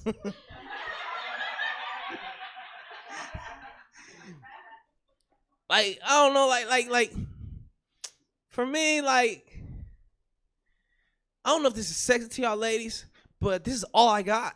This is all I got, Like, when I talk to girls and they talking about the news and shit, I was like, hey, I just want to let you know I'm in process of this last class. I'm about to get my 4th AA degree. There's not a lot of us out here. How many dudes you know with 4 AA degrees? What? I'm about to change the world. I've been waiting on this moment. I'm about to discover some shit, but still not be able to get an entry-level job. What? I told y'all I have discovered the difference between vanilla and Rocky Road ice cream. Oh shit. Hey, so like comedy is kind of like emotional stripping, Like when I told y'all, hey, what's up? How y'all doing? That was like me throwing my t-shirt out there, right?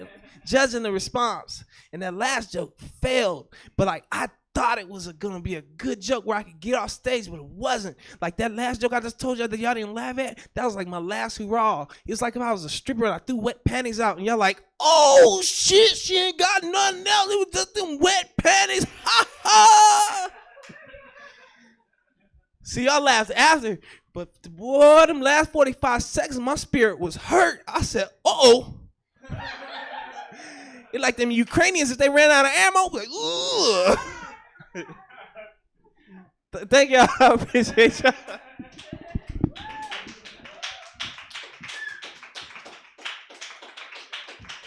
Oh, keep it going for Chris Green. Oh my God. Okay. I'm back, by the way. I'm back. I am also Joey Jaffray. All right. We are one and the same. All right. Are you guys okay? You guys ready for your headliner? Hell, whoa, hold on. Are you guys ready for your headliner? Come on, like this is like one of my favorite comedians like in town ever. I love this guy as a person and especially as a comedian. Give it up for your headliner, AJ DeMello.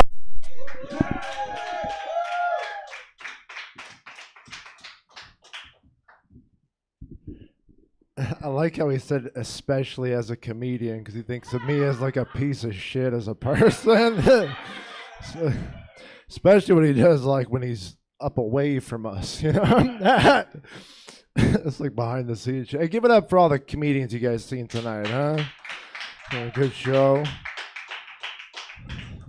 You guys feeling pretty good? You guys drinking? Smoking?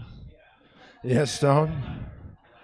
I'm a stoner. I like a big stoner. Like I get so high on Thanksgiving, I rub the gravy dish like a lamp and wish for a better family. Yeah, still wishing, I don't know. I don't know about you guys. I'm not really too excited for this next presidential election. Because even though I don't lean like right or left politically, I still got caught up in the crosshairs the last time. It was a true story. I was walking my dog at this park in Turlock where I used to live. The thing is, I had my headphones on. I was walking forward, didn't look behind me. But I guess there was a MAGA rally at the park that day. It's 100 people. 100 people walking right behind me. I had no idea. My neighbor happens to be driving by, calls me like, "Hey man, I don't know if you know this, but you're like leading the Trump army of Turlock, you know." We get down. And I'm feeling pretty good though. I'm on medication. I get a bad back where I smoke weed, but I still get mad at things like players kneeling for the national anthem.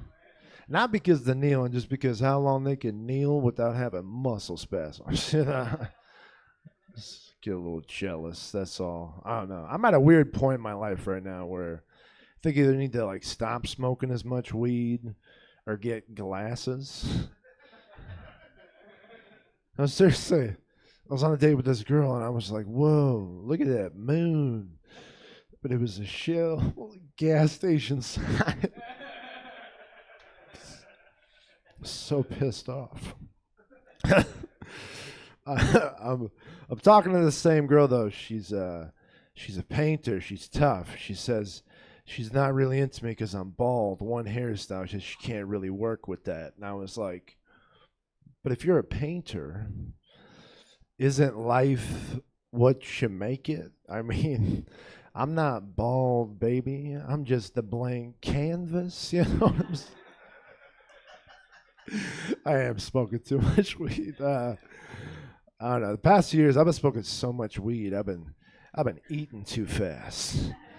Like last night, I ate half a pot pie before I could put it in the oven.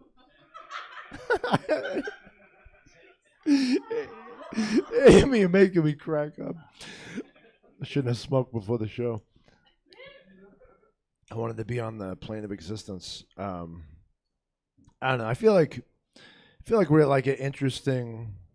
It's kind of kooky times are out there right now. Like interesting times. You got to be like really careful how you use your language. You know, especially around the workplace. You don't want to be disrespectful, but it makes it tough sometimes. You know, like I get this little person that works at my job, and every day when I walk in and he greets me, he goes, "Hey, big boy."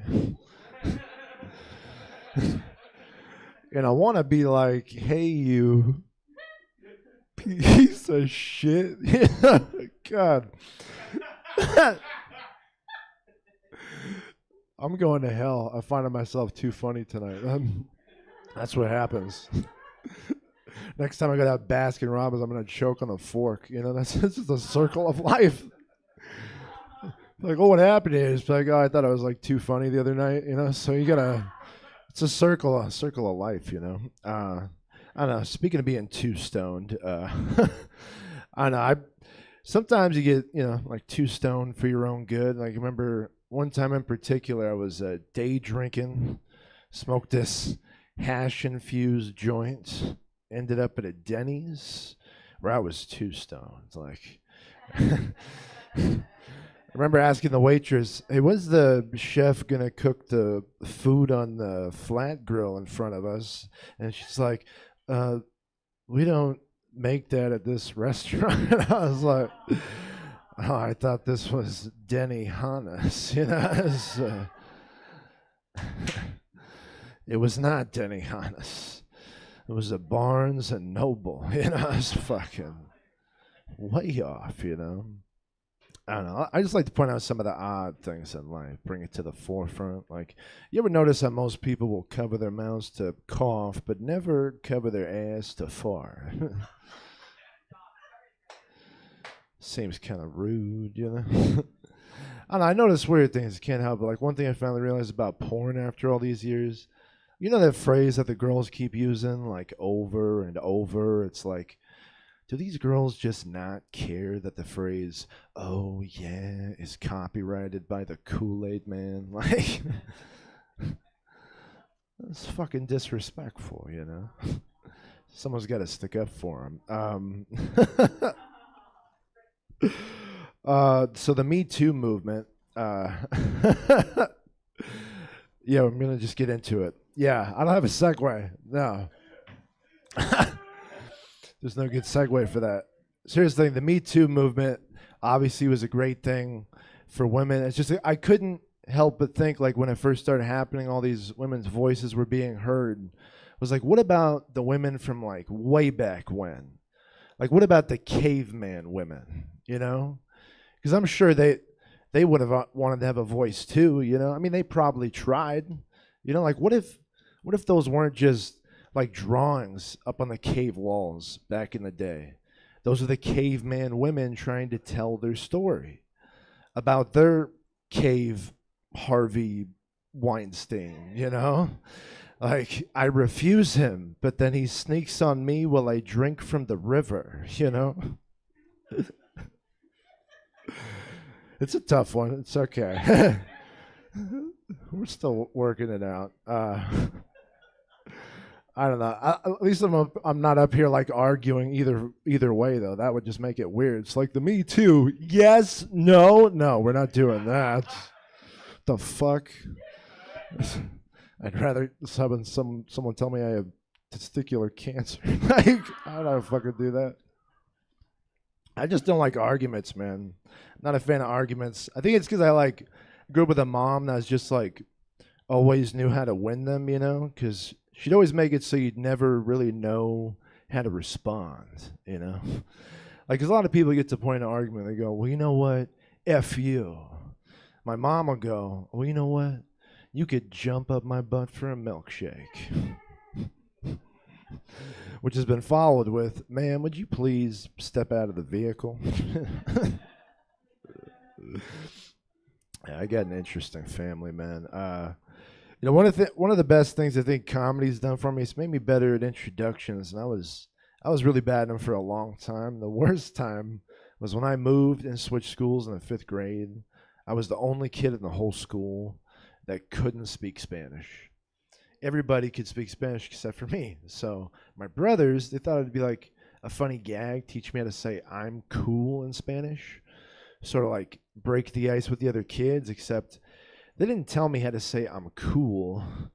They told me how to say soy maricón. And in case you don't know what soy maricón means, it doesn't mean I'm cool. It means I'm gay. But like really, really, really, really gay. Not that there's anything wrong with saying you're gay. There just might be something wrong with a 9-year-old thinking they're saying I'm cool when they're really saying I'm gay, you know? Like, hey, AJ, pass the gravy dish. Soy maricón, grandpa. You know, like the month of February was particularly rough that year because on the bottom of every kid's Valentine I wrote, soy maricón. This is too much love for 1 year, you know? You guys like horror movies? I love horror movies. I just don't like how like almost everyone that dies in them doesn't get like a good last word in, you know? Like I was watching that original Halloween movie, you know, Michael Myers, he's got the mask, big kitchen knife. At one point, he stabs this guy through a door, like hanging him there. Michael's all twisting his head side to side, studying his kill. All I could think was, if that was me dying right there and then, my last words would be, is it in? Let that psycho bitch chew on that for a minute, you know? Michael's like, yo, no, soy maricón. You know, he doesn't roll that way, you know? You guys got dogs? Dog people? You guys believe that having a dog is like having a child? It's easier, but not the same, right? Well, here's why I think it's not. Like, I have a blind dog. If I had a blind child, I wouldn't just let her walk into the wall and then awkwardly laugh with my friend. Like, there's some differences between your dog and your child. Like, if you see your dog kill an animal, it's like holding that animal shouldn't have been there. You know? If you see your kid kill an animal, it's like maybe lock the bedroom door. You know? Like, should have got a dog, you know. I actually do have a blind dog. She went blind a couple of years ago, and I had an old buddy over that hadn't seen her since before. So as soon as he saw her crash into the wall, he was like, "Hey man, is she blind?" And I was like, "No." She's just a big fan of the Kool-Aid Man, you know? He didn't believe me. He's like, "Hey dog, are you blind?" And she's like, "Oh yeah, you know." You can tell I'm a stoner for that joke. Or that my dog just watches porn with me, whichever.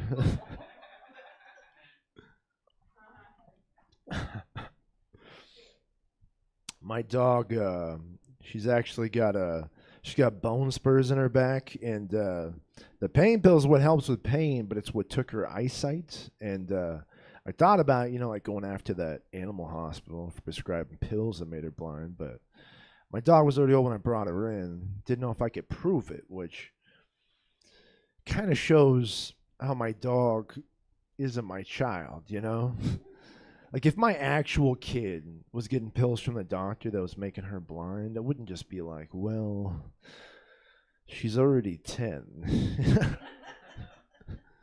How much longer,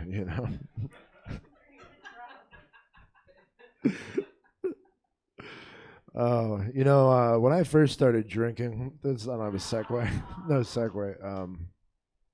When I first started drinking, I remember I was in high school, and I remember being at this party, and there's being like this cooler guy, this senior. I remember asking him, like, "Hey, you ever drink beer out of a glass?" And he was like, "I like to drink it out of a can. It makes me feel like who I really am." And I remember thinking, like, wow, that's so cool. I want to try to apply it to my life, I remember later on, I was at a barbecue. This guy went to hand me a cooked hot dog off the grill. I was like, I like to eat it cold out of the package, Makes me feel like who I really am. I don't know what that joke means. This is the fucking joke, I don't know. I like to point out odd things. I got like a minute left, right? What could I do for you guys in 1 minute? 1 minute. Let's do this. You guys want to get involved for my last joke? Do a back and forth. You guys down for that? You guys down for that? I need all your help, all right? All right, when I say jelly, you say bean. Jelly. Bean. Jelly. Bean. When I say fuck, you say me. Fuck. Me. Believe. That's called consent. My name is AJ DeMello. I'll be in the back. All right. See you guys later.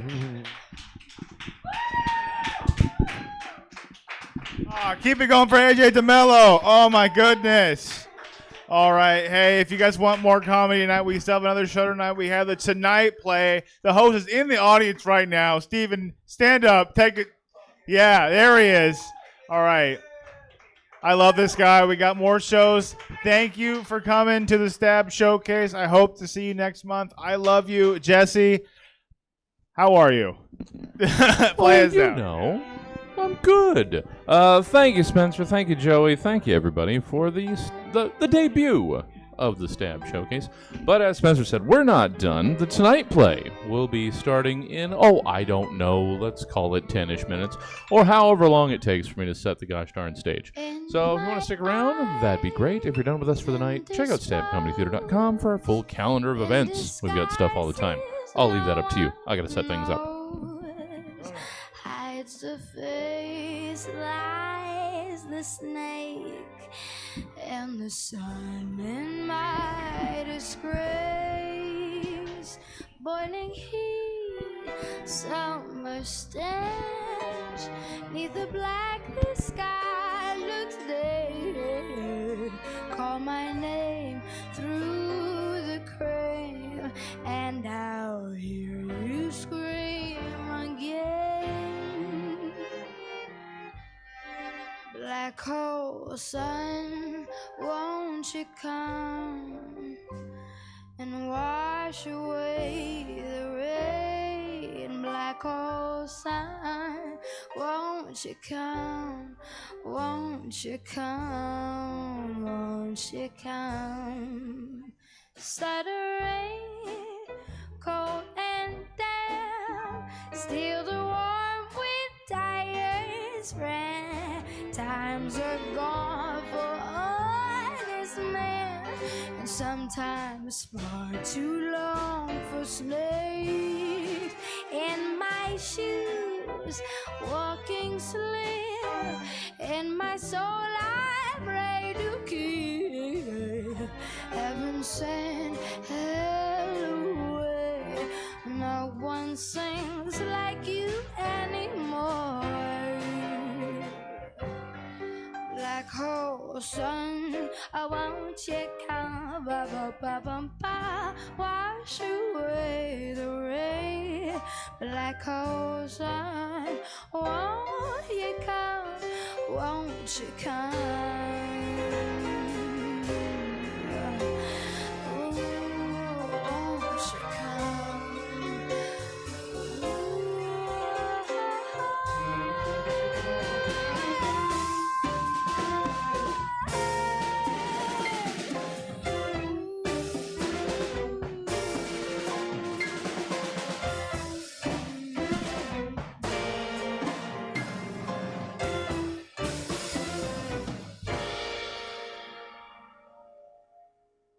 Hang my head, drown my fears, till you all just disappear.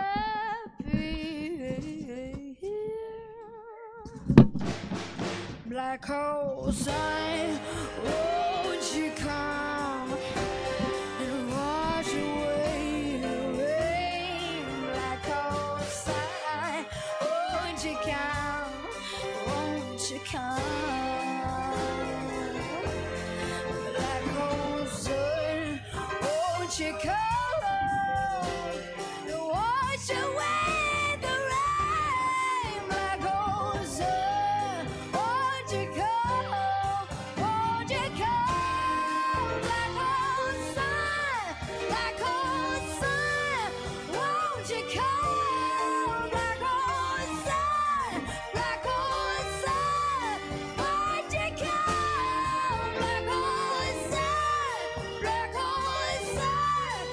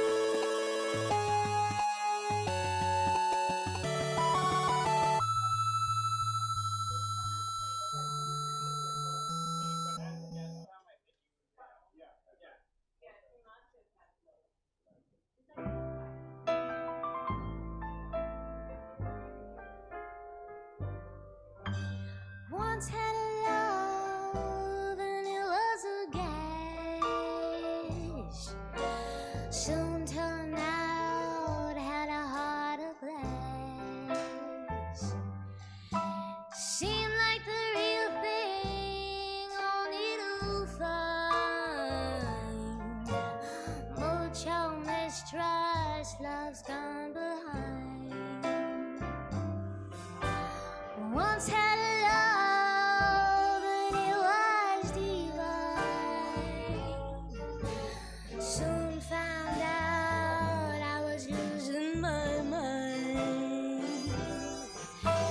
Seemed like the real thing, but I was so blind. Mucho mistrust, love's gone behind. In between what I find is pleasing and I'm feeling fine. Love is so confusing, there's no peace of mind. If I fear I'm losing you, babe.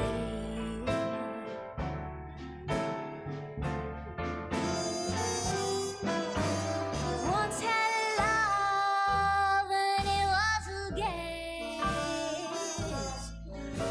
Soon turned out had a heart of glaze. Seemed like the real thing, only you'll find. Mucho mistrust, love's gone behind.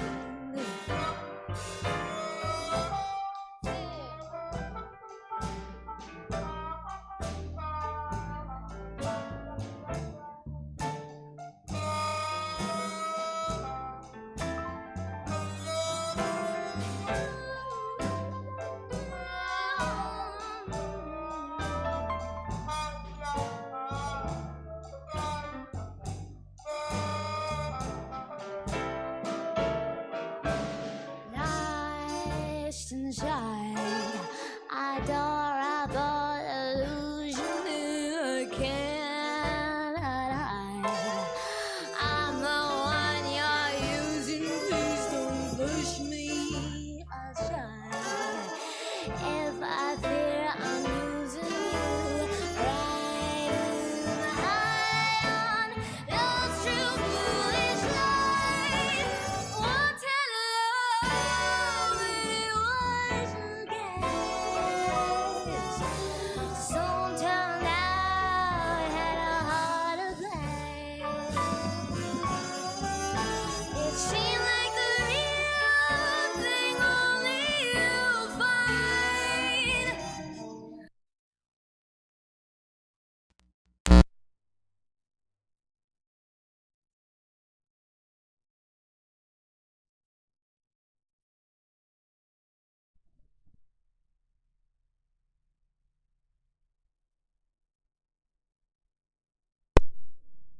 Okay.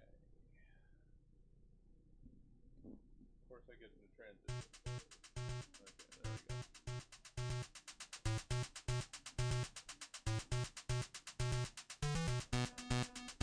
Okay. Alright.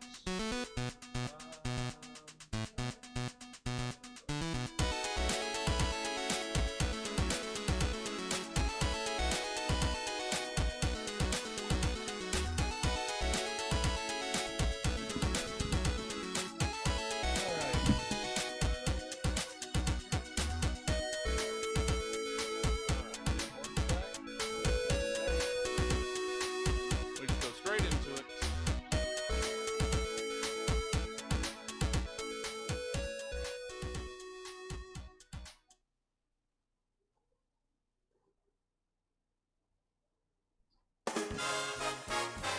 From Hollywood, The Tonight Show, starring Johnny Carson. This is Ed McMahon along with Doc Severus and the NBC Orchestra inviting you to join Johnny and his guests, Tony Randall, tennis champion Billie Jean King, Carol Wayne, the star of the Ringling Brothers, Barnum and Bailey Circus, Gunther Gable Williams, and the mighty Carson Art Players. And now, here's Johnny.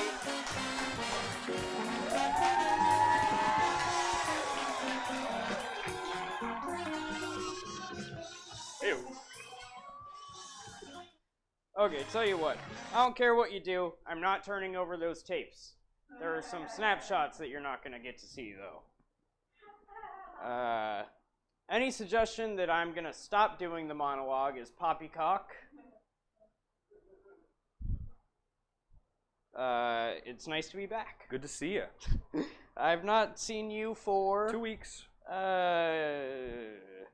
2 weeks because you were gone somewhere back. Indianapolis. Stealing some money in the Midwest. Were you anywhere I should know about? Oh, come on. He's out every weekend. I know.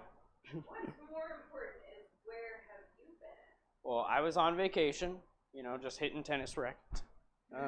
Says Ball. Let's see what's in the news. Did you read that the astronauts are nauseous up in space? And they don't even get the monologue there. They're going to stay up there for what, 2 months? Yeah, 56 days. 56 days. Some guys will go to any length to avoid reruns in the summer. What else is in the news? I don't think I want to get a Watergate just yet. We got a big energy crisis in this country, really. And one scientist has come up with a wonderful suggestion for a new source of power. He's going to harness Senator Irvin's eyebrows. Just for peaceful purposes. Don't you dig Senator Irvin? Oh, great. He's got a combination of William Jennings Bryan and Clarence Darrow, and who else am I thinking of? And Joseph Welch. You remember Judge Welch during the McCarthy hearings? That great judge. They took another poll on Watergate, which was rather interesting. They take a poll every week, and they found out that the president's credibility has dropped to 75%. And what's rather tragic is that is within the members of his immediate family. Did you see Martha Mitchell is demanding to testify? Martha Mitchell wants to come in front of the committee, and the committee has refused her. They don't mind her asking her questions, but they don't want to read her 2-week opening statement. But the president, he's having problems. He really is. And I don't think any of us should prejudge. He's been up to Camp David the past week, as you know, preparing for his visit with, I think it's President Tanaka. Is it Premier or President? Premier. The Premier of Japan, Tanaka, who's coming over here. And he knows about the Watergate affair, of course. Let's see, he's been practicing a little bit of his English for it. He can say things like, hello, how are you? And testing, 1, 2, 3. Might come in handy. Did you read about the big car sale that happened over the weekend? The Bonnie and Clyde car was sold for $156,000. That was the famous car in which Bonnie and Clyde, it has 160 bullet holes in it, that's true. The seats are splattered with blood, the windshields are shattered. Can you imagine paying $175,000 for a 1934 Ford, but the guy figures he's going to make money on it because it gets 30 miles to a gallon? But I want to talk about the beef shortage. Notice the clever segues from one subject to another. Are you housewives getting a bit angry about what's going on? Speaking of beef, that's our tiger warming up back there. That noise you hear, so it's not too distracting, is a Bengal tiger. True? Yes. Or the horse, or the elephant. One of those is making that noise back there, because we're going to have all three on stage tonight. That's true. With Gunther Gable Williams, the great animal trainer from Ringling Brothers. But what was I talking about? The beef shortage. Did you know, I ramble a lot, my mind is soft. Did you know the Army is having trouble getting meat for its soldiers? It's true, they can't supply the Army. And I cannot imagine soldiers sitting down and having soybeans on a shingle. Oh. You see a lot of the women saying, what does that mean? I don't understand. Guys all over the country now are explaining to their wives what that means. What else? This is kind of sad. It was in the paper. The increase in the cost of living, there was an item in the paper that elderly people, the ones who are on Social Security, pensions, or are on a retirement check, cannot make ends meet, and they resort to shoplifting. Now, isn't that really sad? Just because they can't make it. And there's a particular problem in Burbank here with the senior citizens here because as they check out at the market, they make them go through a prune detector. It's really kind of sad because they're only taking the things that they need. Did you see that Mark Spitz is no longer in milk commercials? Yeah, I think his brain is starting to curdle, I understand. No, but you see his agent wasn't too happy about it either, but you know, Mark was overexposed on television and he does several other commercials and he got mixed up. They caught him trying to milk a cow with a chic hot comb. The cow wasn't too happy about it either. But let's see, a lot of things. The romance was very big this week in the papers. I followed everything that goes on while I've been gone because I like to keep up. Did you know Richard and Elizabeth made up? Aren't you all glad to hear that? Liza Minnelli went back to Desi Arnaz. Morris the cat got fixed. It's been a big week for romance.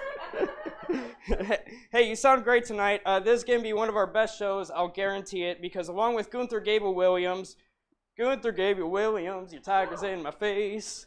Oh, that name just does it to me. Gunther Gable-Williams, your horse is in my pants.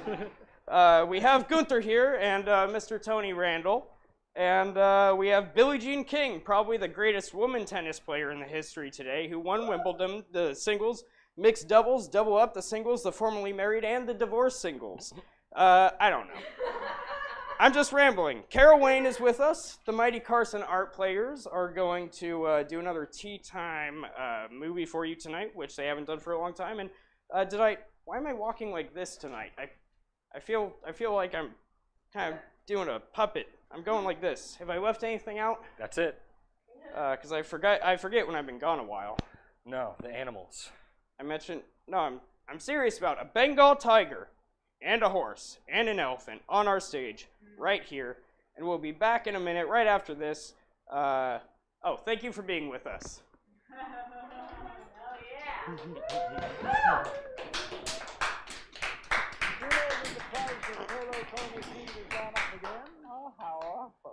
How can they possibly expect people to live, dear? Dinner is served. Oh, really? And what are we going to have tonight, Smedley? Hamburgers, sir. Hamburger? Oh, hamburger last. Didn't we have hamburger last night? If you find you're eating a lot of hamburger these days, try Lowry's Seasoned Soft, with all the right herbs and spices beautifully blended to help you make the best of it. Hush puppies are not a fancy shoe or a phony shoe. They're just a nice, dumb shoe. The more you wear them, the dumber they get. Dumb. I think hush puppies are terrific, but I'm just a dummy. Put them on your feet, give your toes a treat. What a comfortable shoe.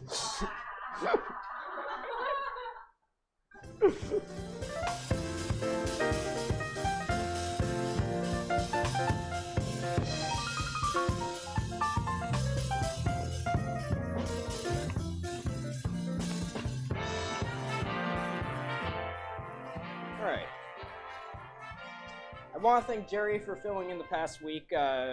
Vicky Card tonight also, and Crazy Jerry was here. He's mad, isn't he? Crazy, but he did a nice job. I caught one of the shows, John LaCosta, the night he was up, sans, he was not, let us say... Totally attired. Completely dressed. And that was legit. He really... Well, I did that once. Very strange when you walk out, and if you don't know what I'm talking about, and I want to say delicately, his trousers were akimbo. That's the delicate, very delicate. It's a nightmare for a performer, and most performers, before they come on, they kind of always, at the last minute, just before they come out, kind of go... Do an akimbo check. Yeah. So you were out working? I was out working, yes. I was at Great Falls over the weekend, Montana. Oh, beautiful, yeah. Putting it away, huh? I'm working this weekend. Where are you headed? We're gonna do a show in Houston on what's Friday night? Is that the 3rd? This coming Friday night down at Jones Hall, and then we're gonna go to Oklahoma City on Saturday night at the Civic Center Music Hall. Oklahoma City doing 2 shows Saturday and 1 on Sunday down there. I've not played. I wonder if they're still mad at me in Oklahoma. Remember the night you came with me? You gave me the Oklahoma Cowboy Plaque Hall of Fame, and I had fun with it. Yes, I'll tell you how to make amends. You go to the Oklahoma Hall of Fame for the Cowboys. You should go anyway. You should go and see that. It's really something to see. Okay. Go there when you're there. Because I'm gonna be in hot water, and you know, I didn't mean anything. We got a big show tonight. We've had this gentleman on several times. I have great admiration for him. He's considered, and I certainly wouldn't challenge it, is to being the greatest wild animal trainer in the world today. He is probably the major star of the Ringling Brothers. Do they still call it the Ringling Brothers? They sure do. Barnum and Bailey. Okay. They sure do. Circus, which is at the Forum here in Los Angeles through August 8th. And then it's going to appear in major cities in California throughout the month of September. Yeah, he's quite sensational. He's going to do some sensational things tonight. Would you welcome, please, Gunther Gable Williams? Woo!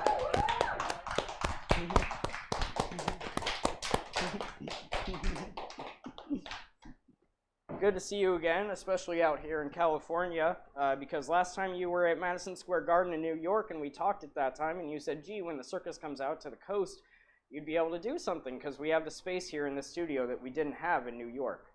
Right. I wanted to ask you, first of all, I pulled up today, and I was supposed to park in my parking spot, and I didn't because there was a tiger. Yeah, we all have parking spots with our name out there, and I start to pull in, and I look over, and I see this, 500-pound tiger. Bengal tiger in my parking spot. We did not argue about it. I said, fine, stay kitty. And I went and parked in Encino. Now, you had to bring the tiger out here today and the horse. Has not big problems. And the elephant? That one delivers much problems. How normal?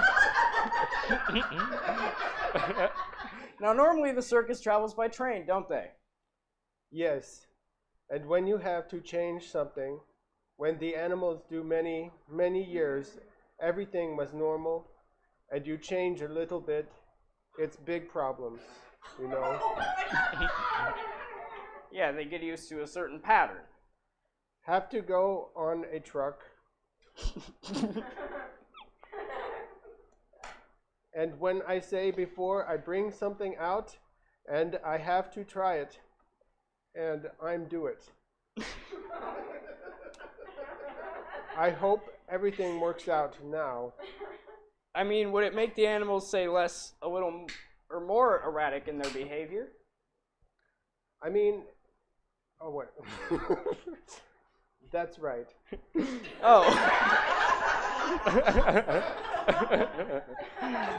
So which animal would it affect the most? Which is the easiest to transport without upsetting him? The tiger.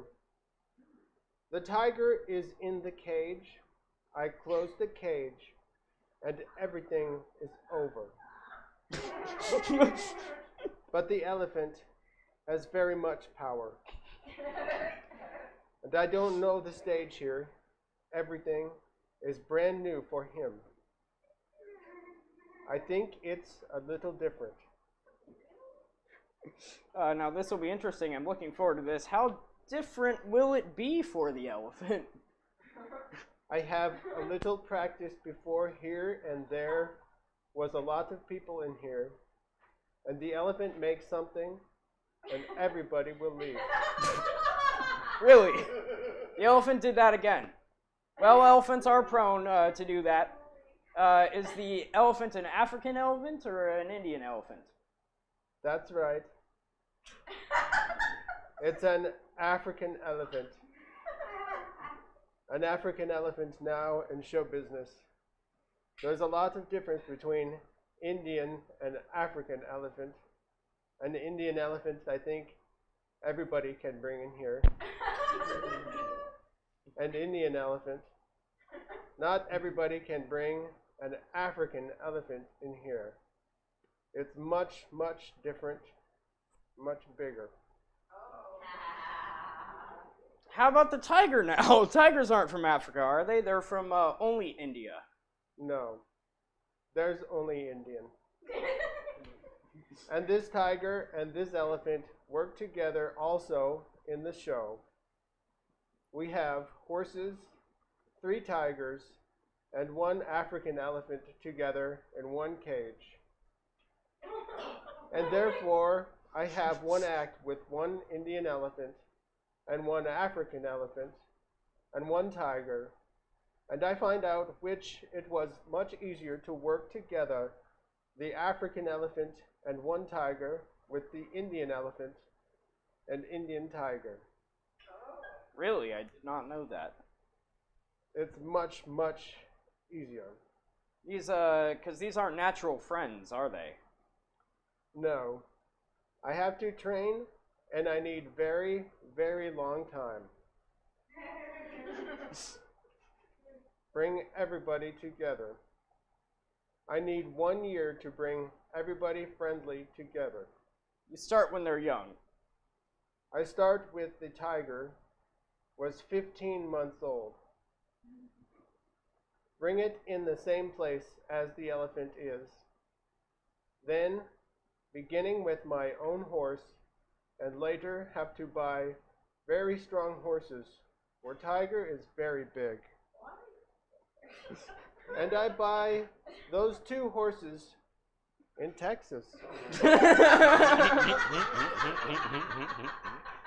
Now, is that the tiger yawning? Yes. Yawning or he's hungry, one of the two. You said you never feed your animals, if I remember the last time we talked. Ooh, well, that was a $1.29 heartburn right there. Now you said you never feed your animals before the show because it makes them less alert. Yeah. I'm like really animals. I don't feed before. I feed all the time after the show. And I forget this time my meat here. I need all the time a little meat for Mickey Mouse. And they bring me 1 hamburger here, the restaurant. I don't like it. They brought the hamburger from the commissary and your tiger did not like it. That's right. Well, this is fairly normal. Your tiger is one of the brightest tigers I've...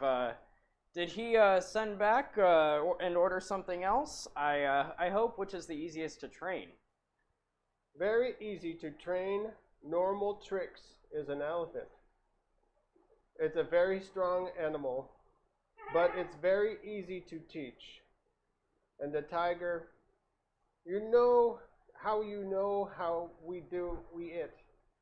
It's not very bad to do. But a horse, I don't say it's very dumb.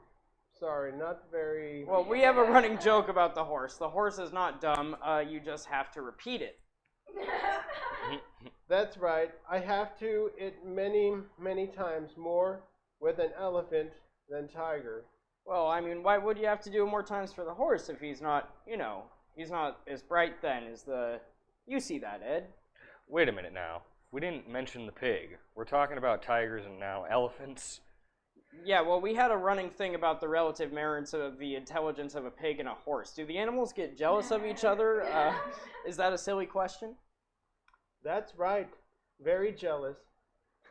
When I have 18 elephants together and I have to handle everybody the same, no different, an elephant is very, very jealous. And the tiger, I don't find ours are very jealous, but I handle everybody the same as possible. I can't imagine anything worse than a jealous elephant. Of course, a horse can be a big problem. Everybody can feed a horse. Well, have you ever had something go wrong in the ring when you're working with these animals together, or a situation that would, get out of control a little bit? Sure. Many, many, many times. Not really out of control, but when you have so many different animals in one act, I mean, every time very happy, everything works very good out. I don't know how long it's possible to work everybody together. When the tiger becomes bigger and is now only 2 years old, and it's grown up in 4 years and changed the corrector and... Now, what are you planning to do here tonight? so the audience knows. I would like to bring in one tiger and the horse together. Tiger and horse together. Tiger goes on the horse. The tiger gets on the horse. Right? And after this, I bring the elephant in here. Oh, now that's incredible.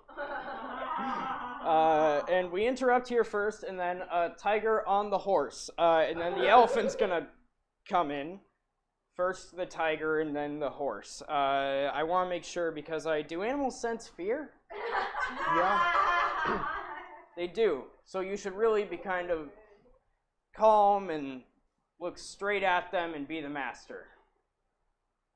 That tiger's coming out. We'll be back with our guests right after we take a pause, and you will meet our horse, our elephant, and our tiger.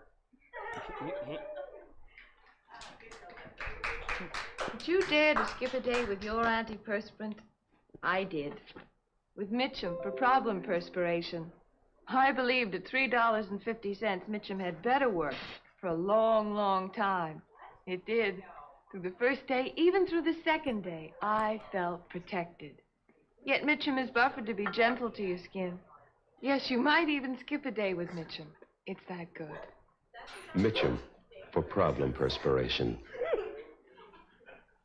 Imagine feeling so good in the morning when you had that headache last night. That's gentle Excedrin PM. Excedrin PM relieves the headache and its tension, helps you relax for a good night's sleep. So the next morning you should wake refreshed with no grogginess. Imagine feeling so good in the morning when you had that headache last night. That's gentle Excedrin PM.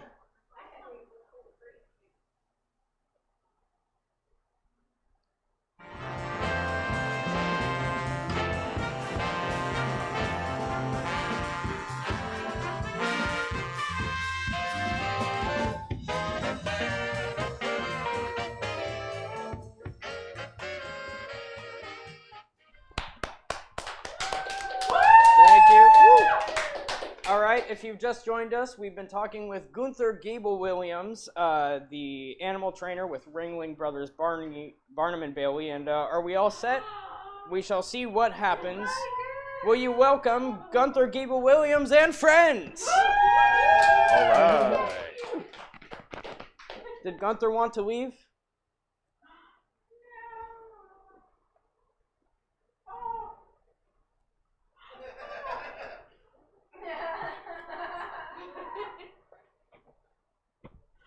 Whoa.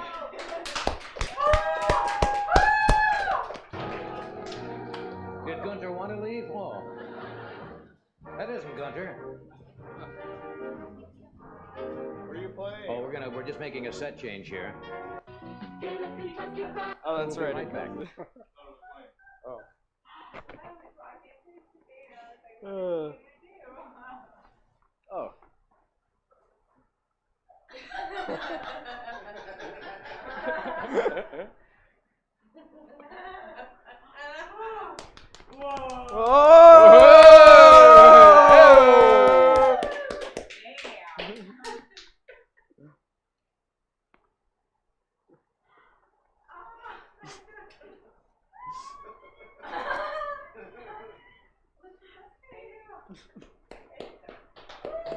All right, did Gunther want to leave? Oh, that isn't Gunther. Oh, we're just making a set change here. Fine, we're going to take a break right now. Do this commercial while we get the, I wonder if the horse knows the tiger is on his back. We'll take this brief pause, then we'll be right back.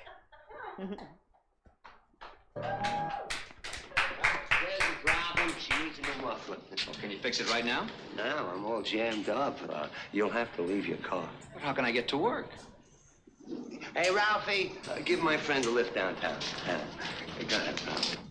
This couldn't happen at Midas, because at Midas, we usually install a muffler in 30 minutes. Make yourself comfortable. At Midas Swiss Specialists, we have to do a better job.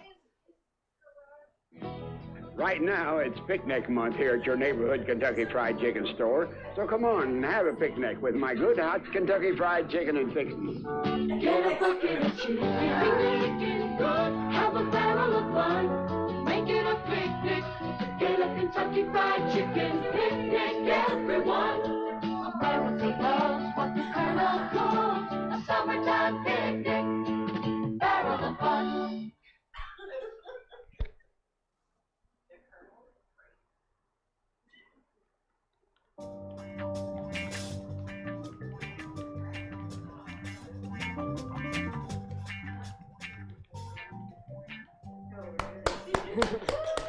All right, it's circus time. All right.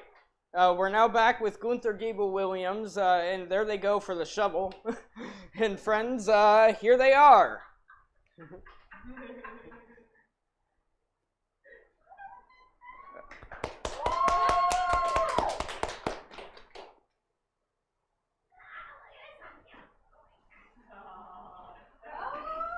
Whoa.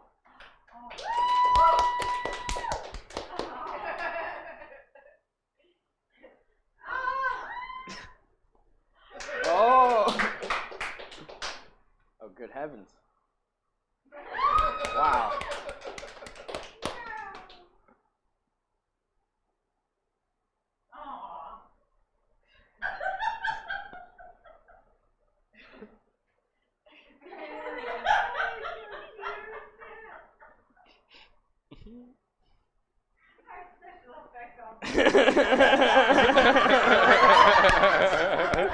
Good heavens!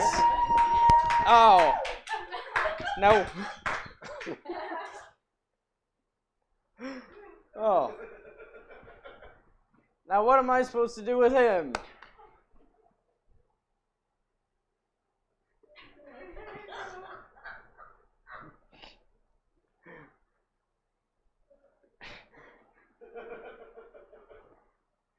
Oh.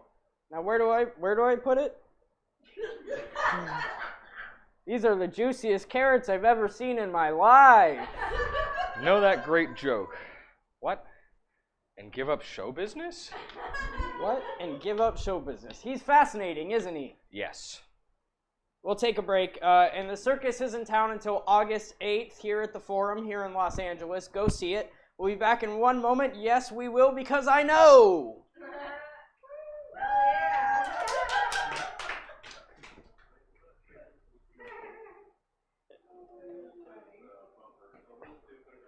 Well, yeah, Ed McMahon does a commercial right there. Oh, so you can do it in front of the curtain. Oh, goodness. Yeah, you can walk over there and say your thing. Right now? Yeah. All right. Fancy like. How do I just say it now? All right, ladies and gentlemen, once again, we are presenting the mighty Carson Art Players. It's been a long time since we've gathered them together, but they are here today. It is once again time, my friends, for our visit with one of the great mainstays of the daytime television, the late afternoon movie host who brings you old pictures and sells anything and everything in sight. So welcome, please, that energetic guy, former Bond bailsman for the White House staff, your host for today's Tea Time movie, your friend and mine. Is he ready? The lovable Art Fern. Hey-o! So, Amy, we'll have you guys do that one behind the desk. Oh, yeah. Hello again, feature film freaks. Art Fern here today with today's feature film find. John Denver, Bob Denver, Denver Pyle, Bebe Rebozo, and Sag the Wonder, Cow and Ma and Pa, kettle count their liver spots. But first, friends, do you want a great front lawn? Do you want beautiful flowers? Do you love a handsome tree? Are you a nut for good, healthy growth? Well, I'm talking, speaking of good, healthy growth, I'm talking gardening, friends. I'm talking plant food. I'm talking care and feeding, and I'm talking plants because I don't believe this. I'm talking about all those things that will keep your property in the tip-top shape when you come to Mulch City. That's right, folks. Come in for Pete Moss, who happens to be our manager. I'd say come in and shake his hands, but I don't think you want to do that, friends. Remember, you can have hollyhocks, you can have begonias, and friends, look at these. The biggest ever aphrodastras in the West. How about that? You can tell that even from here. Yes, friends. You can have a crocus or a rosebud or a robin on the wing. That is if you make a deal with an angry cat. This is the time of the year to mulch your lawn, feed your plants, plant your seeds, and plant your wagon. Everyone who passes our store loves our mulch, our topsoil, and our compost. When they pass by, they recommend it. They say, hey, get a load of that. I really wish they stopped saying that. No, you don't. Mulch City, where you can also get Lily of the Valley. That's Lily Cloughton. She lives in Van Nuys. And for those of you who want a green lawn that looks like carpeting, try this because it is carpeting, you dummy. Now for those of you bothered by gophers, you get this $3 trap guaranteed to kill them dead, or for $2, this trap will only stun them. Or for you animal lovers, this $1 trap which only hurts their feelings. And remember, friends, we have 2 convenient methods of payment. Yes, we do, 2 methods of payment. Cash or sitting on a Venus flytrap. You got bad credit? We don't care. You got no job? We don't care. Got a prison record? We don't care. Don't expect to pay us back? That's when we care. That's when we care, friends, don't we? We really care because this man could hurt you. Would you cool it? Come to Mulch City. Where is it, I hear someone ask? Where is it? Where is it? That's you, sir. You take the Harbor Freeway to any harbor.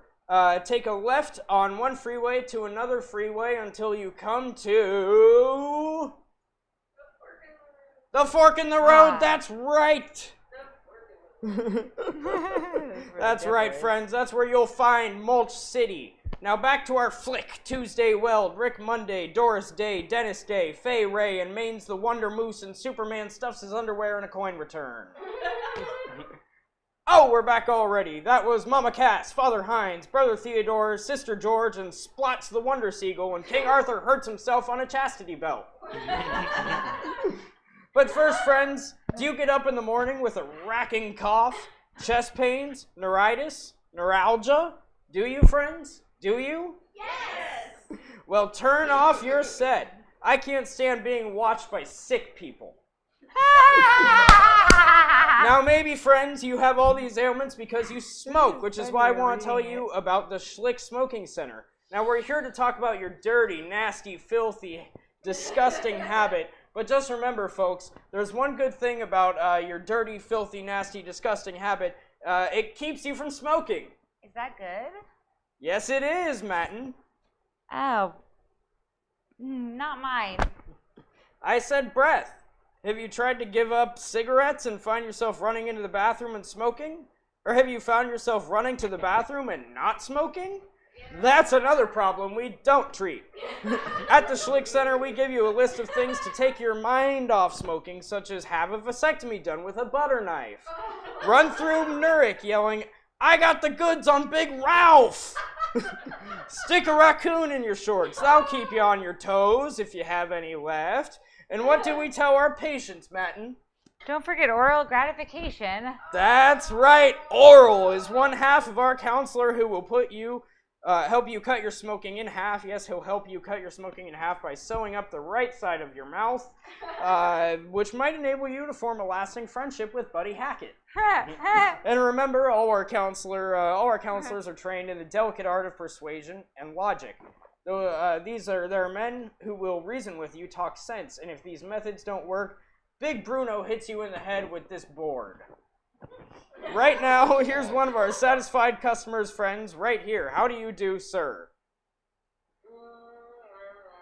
Thank you, sir. Friends, would you believe that just after 3 visits to the Schlick Smoking Center, this man does not know the meaning of the word smoking? He also doesn't know the meaning of the word soup, door, or sit. What? That's right. Yes, folks. Success from the simple theory that when you don't smoke when you're in a coma. Get out of here, will you? You're disgusting. That's a bad news man. Remember, it's Schlick. We give you these hints on what to do with your mouth. Oh, but I already know. Not you. Here are the big 5 to keep your mouth busy. Swallow a sock. Lick a carp. Nibble a niblet. Staple your lips. Suck on a phone. That's right, friends. And remember, at the Schlick Smoking Center, you'll stop smoking and be able to take deep breaths again like this.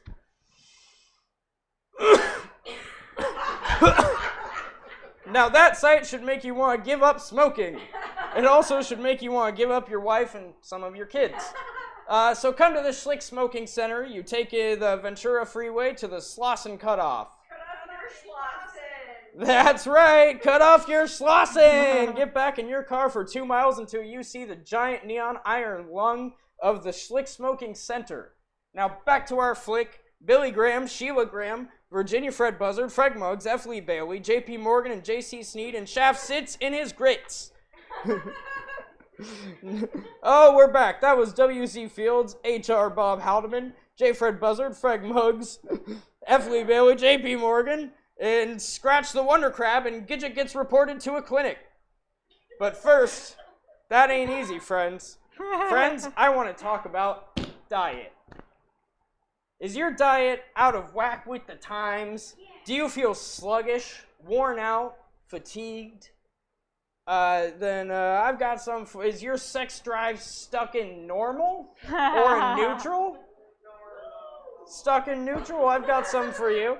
I got some that'll straighten you out. What you need is what did wonders with this girl, a whole new diet, and you can get it at the House of Hormones. That's right. Herb's House of Hormones is where we found the food. We found food that bodies builds bodies. I don't know what we found there. We found food that builds bodies 7 ways, or in your case, 9 ways. That's... Now, friends, House of Hormones, where our slogan is... Healthy body, healthy mind. That's not the whole slogan. It's healthy body, clean mind. Take your choice. I made my choice. I picked you. You certainly have. Remember, your body needs all the help it can get. You need 1,000 units of vitamin C, 1,000 units of B, 1,000 units of V, 1,000 units of C and E. And if your system is really stopped up, a can of STP. Now, friends, if you really want to straighten out your life, we now offer the pill. Watch this one. That's right, folks. Herb's House of Hormones once-a-year pill. That's pretty hard to swallow.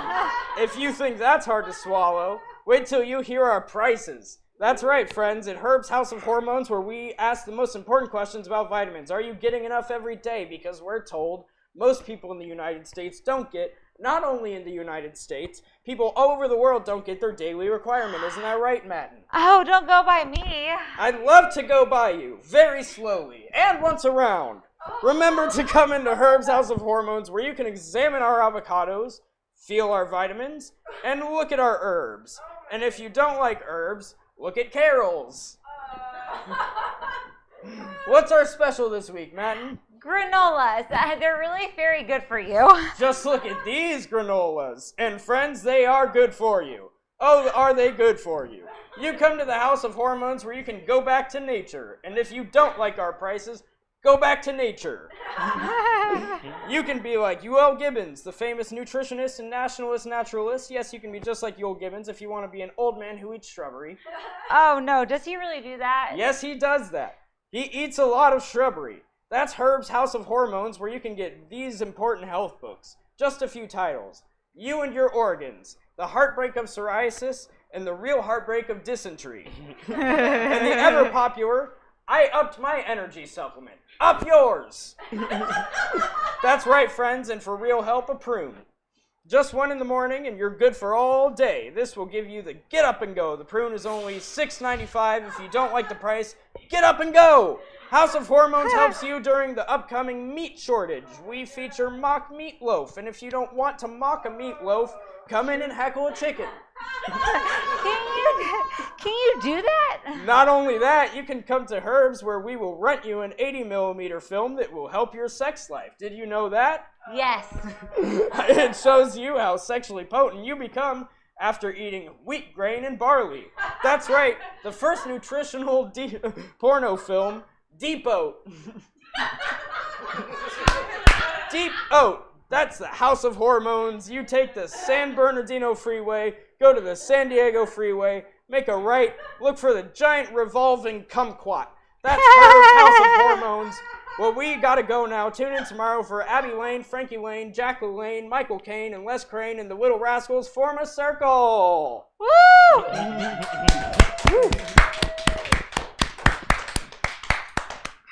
That's like unageless. You're coming down with something. Yeah, with your sister's cooking. Well, maybe you're just upset. My stomach's upset from your sister's cooking. Well, you don't need help. She needs help. I need help. Here. Pepto-Bismol works no matter what upsets your stomach. It coats and soothes. It's a kind of protective coating between the upset and the stomach. Pepto-Bismol. And that settles that. They were real serious about their Pepto back then, I guess. Hey, get away with this. Wait till the ice cream bar starts dripping on his ice cream suit. Never fear. No drip good humor here. Rich and creamy tasting, like old-fashioned ice cream. Quality all the way.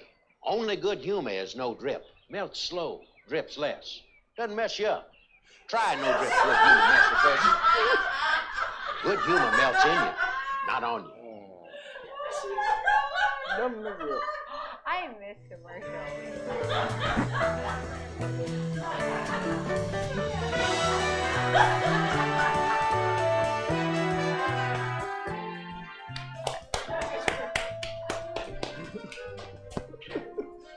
We are back. Hey, it's nice to have such a crazy audience and such a good mood tonight. And start off with Gunther Giebel-Williams and do Crazy Art Fern. And this gentleman is one of my favorite friends and entertainers. As you know, he's one of the co-stars along with Jack Klugman in The Odd Couple, and they've made an album called The Odd Couple Sings. Now, if you're a music lover, I think you'll like it. Would you welcome Tony Randall? Thank you. Thank you. Thank you. Good to see you again. It's always good to see you. Are you going to chastise me about smoking again? No. Yes. That's really only part of it. I can't be around animals, as you know. Oh, well, what a great night for you. You don't like smoking and you don't like animals. Do you have an allergy to, I'm allergic to cats. I can't be around cats at all. You mean even that size? Well, it doesn't seem to matter. I mean, any kind of cat gives me I get asthmatic bronchitis. And you hear people coughing in the audience. That's probably from your cigarette. Well, do you know? Have you ever taken the scratch test where they do all those things to the arm to find out what you're allergic to? Yes. Yeah. And it was cat fur or cat? Cats. Yeah, anything cats. I don't like elephants very much either. Really? And you worked with a lion once in a picture and you hated it, I remember. Hated him. And he didn't like me very much either. But once I had to go over to the Palisades Amusement Park in New Jersey. In New Jersey to pose with an elephant. Her name was Empress. She was the biggest thing I've ever seen, much bigger than this elephant. And her trainer had been with her for 35 years. We spent a day doing publicity shots. Her trains had quite the oddest tick I've ever seen. He did that, and I'm serious. You mean he did that, but without a glass in his hand? Yeah, he went, while talking to you, he says, you know what? And he'd do that. I didn't know if he was imitating this elephant raising its trunk or he wanted a drink. I really had no idea. Did you ask him about it? No, it was too embarrassing because he did that. And the elephant, I remember it had a harness across its face, and you stepped on his trunk, just on the very lip of his trunk, and it held onto the harness, and whoop, and you were right up there on his head. Did you do that? Yeah, just for photos. It was very gentle, enormous creature, and the next day she killed him. Well, she got tired of this too. After 30 years, the elephant said, "That's driving me crazy." Yeah, exactly. 35 years. I suppose any animal can turn. That's why I have great admiration for this gentleman, because he made that look so easy. You know, people say, "Oh, a tiger jumped up on a horse's back, big deal." But when you consider that they are completely incompatible, that's astounding to me. No, they're not incompatible. There's nothing to that trick. What do you mean, a 500-pound? Well, neither of them is a threat to the other. What do you mean they're not a threat? Tigers don't eat horses, or lions, or elephants. They only eat. Tigers don't eat horses because they don't have many horses running around where the tigers are. No, they eat little things. Have you ever been close to one of those big cats? Yes. You ever smelled one? Yes! Because they feed them, as you know, raw meat, and sometimes the meat is not in the greatest, it's not the freshest meat. Always. They like it. They like it rotten. All animals do who are carnivores. Yeah, and the lion I worked with would eat pieces of meat about this big, all rotten. And it was kept around the set all the time in buckets to coax them into doing things. Either that or give them water to drink. He'd swallow these enormous hunks of rotten meat without chewing it, and he would eat 100 pounds. But they held him down to 30 pounds a day. Imagine that much. That's probably horse meat. Yeah. Well, you just said tigers don't eat horses. What do you think they're feeding them then? Well, I mean, you can ignore some of the things that I say. Wow, I've never seen you back off. You usually handle that with great aplomb. You say, well, but ignore that, huh? Yes. I see.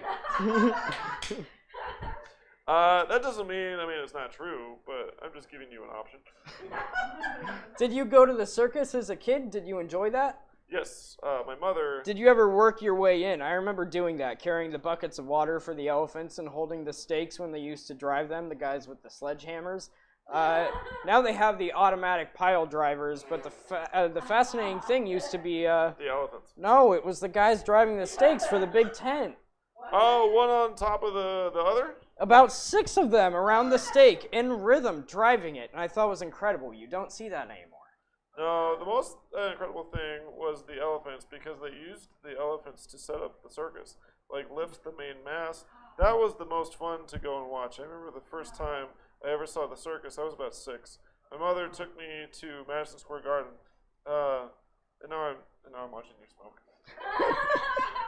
I'm putting it out, but I know we've gone into this, and I know it's a filthy habit. Yes, it is. It's a disgusting habit. It's not only that. And I wish I could stop. I find it very difficult to stop. See, you've never smoked. No, I smoked for 15 years. That's what I said. Not everything I say is true. I have smoked for 30 years. What was that again?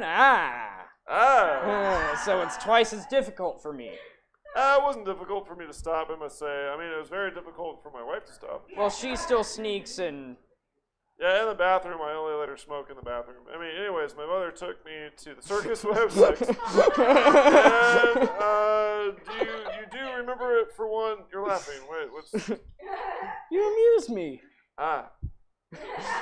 You have one more and then we have to go to another guest. Anybody who goes 3 times and we figure we're in trouble. Yeah, it was the first time that I remember distinctly seeing sound. Now, what do you mean by seeing sound? Well, now that I think about it, I think I'm mad or putting you on, but many people do see sound, and my mother took me to the circus and was in Madison Square Garden Circus. And you went downstairs into the basement, first to see the animals in their cages, and as we walked in, the lion roared, and I saw an enormous brown half moon. And that's all there is to that. But have you ever had an experience like that? A lion roar, and you pictorially saw the moon. I saw a form and a color, and I've always seen sound. And it's not unusual. Probably half the audience does. I think about half the human race sees sound. It can conjure up a picture or an impact at times, yes. Yes, that's exactly it, yes. But I didn't know it at the time, but I remember seeing his roar, and that huge roar made half a... I just saw it then, a half moon, when you did it. When did you do that? No, I did it right now. When you hear a trumpet play, don't you hear a long yellow ribbon, don't you? Doc, would you... You said half the audience. Let's find out. Doc, would you play, just play something on the trumpet? You hear that? You hear what? When I hear a long note on a trumpet, I hear a long yellow... Wait, how did you see that? How did you see that form? I see a half moon and a big brown with that. I suppose it's just... Ask the audience, really. Let's find... I've never heard of this. What did you hear? Did people see things? No chance. No, but I'm not saying that they have to see what I see, but but about half the human race hears sound and sees something, an image. I know what you're talking about, really. Of course, you can. Yeah, and the different instruments of the orchestra have different colors. When I hear violins, I have a certain mental picture. Yes, sort of a silvery thing, like a cloud hair floating. Running on the beach. No, blonde hair, no. No. Running on the beach. No, you're wrong. Then there's a girl. Then there's a girl there. Oh yeah, Dorothy Provine? No. Yes? No. No. Used to be. We're going to have a brief word, and maybe we'll discontinue this entire discussion about sound when we come back. So stay with us.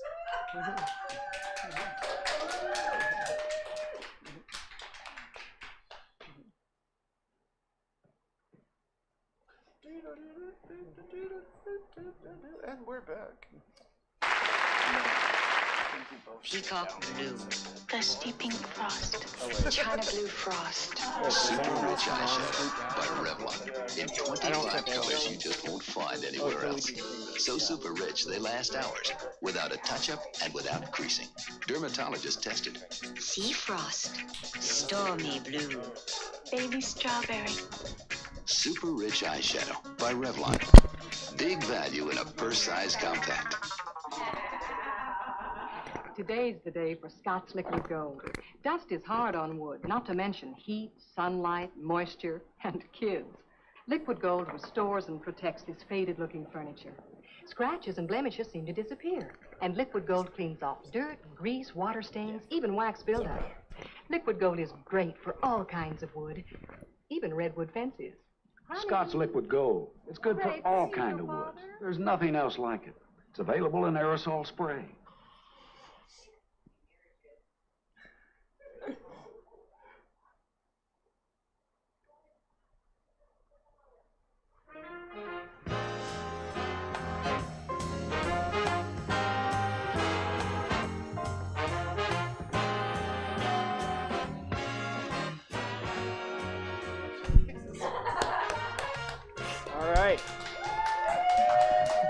From the sound of color, are you still living where you used to? Are you still living on the Sunset Strip in a hotel? Are you still...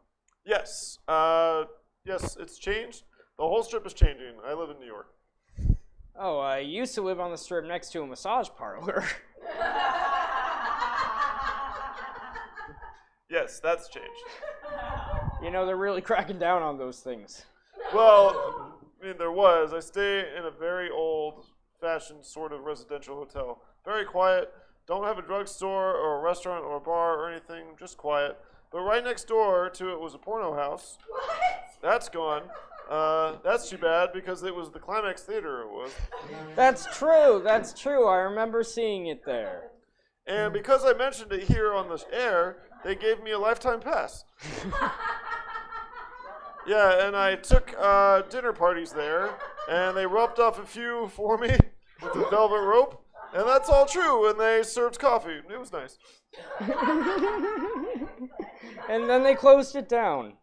Yeah, they closed it down, and the whole strip is changing because there was a massage parlor. You'll think I'm making this up, but it has, I take the strongest vow I could possibly take. This is true. Its name was, the last time I was out here 6 months ago, the Sure Thing Massage Parlor. And underneath that, it said, come together. Yep. Now, that's changed to Victorian Massage Parlor, summer rates. Well, that's a big change. That's a big change. Isn't it that amazing, though? It says that's how they've cleaned up the strip. But I've told you, I think once that I haven't investigated the other hotels or other public pools, but last year, and I think the year before it, our hotel pool, I saw a topless girl. Oh, at your hotel pool? Yeah, and yesterday I went down to the pool, and there were 6. 6 girls? Yeah, no. 3 girls. 3 girls, yeah. I'm sorry, I didn't know you were going to say that. That is the truth. Now, does that embarrass you, or did it embarrass them? 2 of them embarrassed me. They should have never done it, but one of them was remarkable. And this is a private. Yeah, and when she, the one who was good. No, it was very, very good. And when she was bad, she was very, very bad. I don't know how a person has the courage to do it. She was all alone there. Don't do that. And she just sat there. She never went in the water. She was absolutely gorgeous, just one of the most beautiful creatures possible. And then when she left, she got fully dressed, put on a bra, and then put on something else, and walked away in a funny, slinky, ashamed walk. She was ashamed of being dressed. Oh, like she'd done something wrong. I don't know. It didn't seem to make any sense. She was... If everybody did it, it would be very boring after a while. I think 100, 150 years, you get so tired of that, that it wouldn't make any difference at all. That's right. Well, we've got Billie Jean on tonight, Billie Jean King. You're a tennis buff, aren't you? No, I'm not into sports much. It's because of the catgut in the racket, I mean? No, It's not really catgut in the racket, People think that a tennis racket is catgut, but it's not catgut. I mean, I can hardly accept that. All my life, I believed it was catgut, and I'm a little too old to change. Well, that's the name of it, but it's not the intestines of a cat. Well, what is it? What's it the intestines of? It's not the intestines of anything. Then why do they call it intestines? What? That's the same guy who's... Oh, that's the guy who said, no chance. Yes. I don't know how it got the name catgut. Anybody know? Well, ask Billie Jean King when she comes out. I don't know. I don't want to take up any more of her. Are you about to introduce her? Nah. In a few minutes. But why don't you play? That's very... I would love tennis. I've never in my life had the time, silly and ridiculous as it sounds. I've never done anything but work in my whole life. And that keeps you in shape. I'm in perfect physical condition. In fact, I'm the world's 7th most perfectly developed man. But enough of that. It says there was a contest to find out who was the 7th.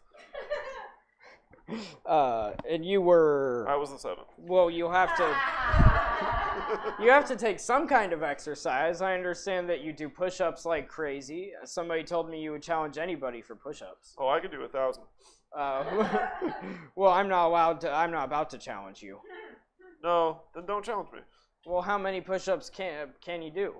I've never counted. I just do them until I can do any number. It's just too easy for me. Oh, come on. Push-ups are not easy. I know they're not easy. The average person does a dozen or 15, and it gets very difficult. I don't know. I mean, I don't do them. But if I do them, I can do them. I don't work at them. It's something that comes easy to you.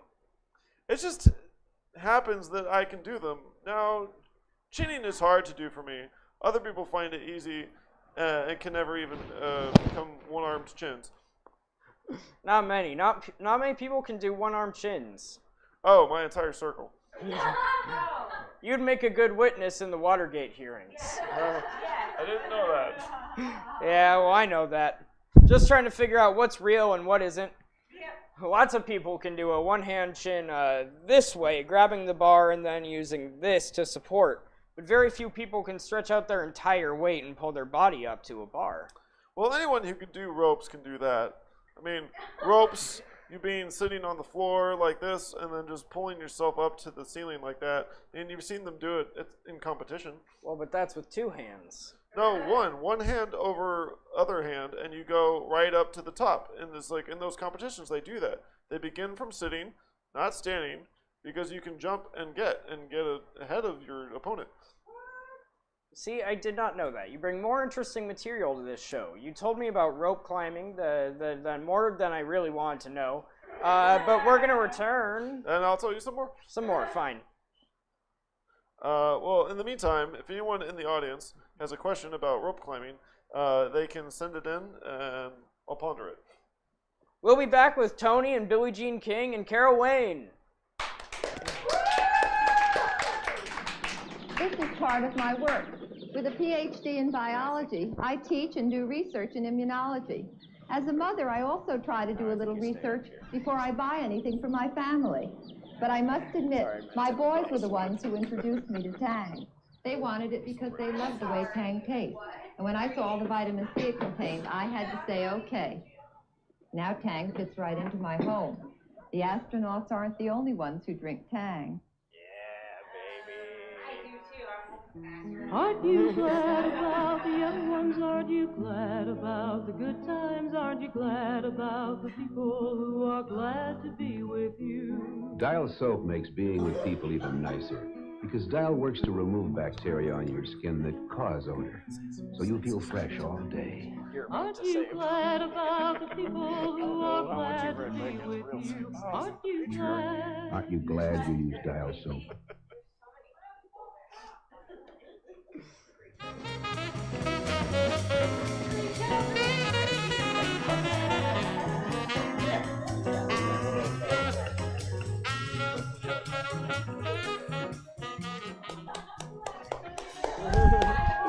We're back.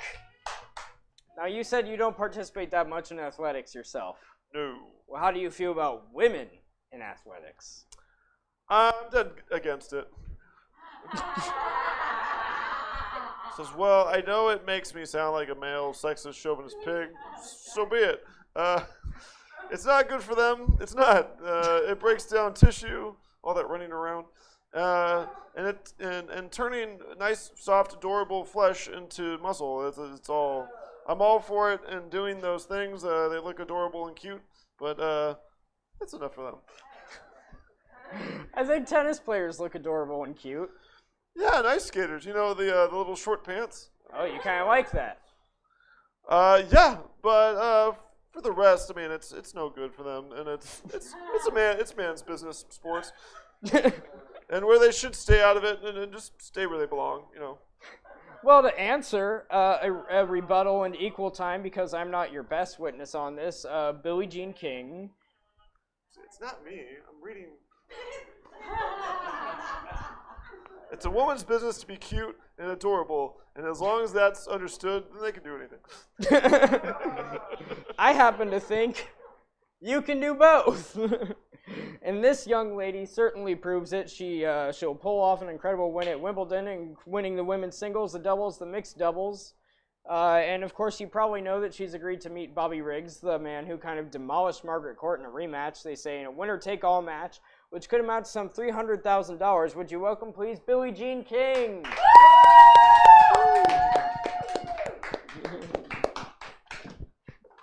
Now, Billy, I know you know Ed before. Have you met the male chauvinist sexist pig? Yes, I did. She kissed me, and she kisses good.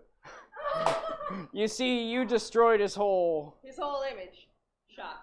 His whole image says that, about that. I don't think he really believes all of what he says about women in athletics. That's showbiz. Yeah. You're very unpredictable, you know. Yes. Hey, well, first of all, congratulations. That was incredible. To go to Wimbledon, and I know how badly to win the singles and the doubles and the mixed doubles, how many people have done that in history? I think Bobby Riggs did it once some years ago, did he not? He did, in 39. In 1939. That was a big, big year, besides 1973. Well, they had a long fallow period there, didn't they? They did. Was that your biggest thrill so far in tennis? Well, I did it in 67. Oh, that's right. This is your repeat. There are only 2 other women who have done it. 3 other, excuse me. Suzanne Langland, Helen Wills Moody, and Louise Brooke. Now that's really, really incredible, and I saw that match via satellite over here, and you are some kind of player. You really are. Well, for one set, I think that was just about the best set I've ever played. Do you have days where, as you know, I'm learning to play the game? Yeah, you were telling me. Do you still have days where you go out and for some reason things just don't go right, and the next day you can be superb? Yes, right. I don't know. Invariably, if you have a great day, the next day is generally not so good. In fact, that's one of the problems with being a champion. For instance, Wimbledon. Last 2 weeks, all I need is one of those bad days. And you're out completely, right? You've had it. Now, Tony's already expressed his view on women and athletics. They have to be cute and adorable. Was it Rod Laver said some years ago, I think I'm quoting something that may be out of context, but he said he thought women after middle 20s should retire and raise children and be a good mother and housewife and so forth. I know. Is that the typical male chauvinist attitude you get sometimes, that you shouldn't be doing that and you should be at home raising children?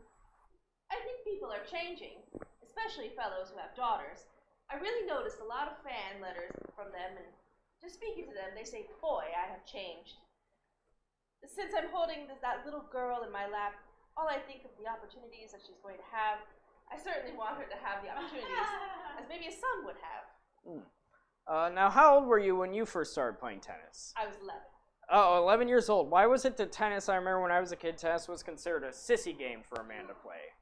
I know. You know, it was like, tennis, anyone?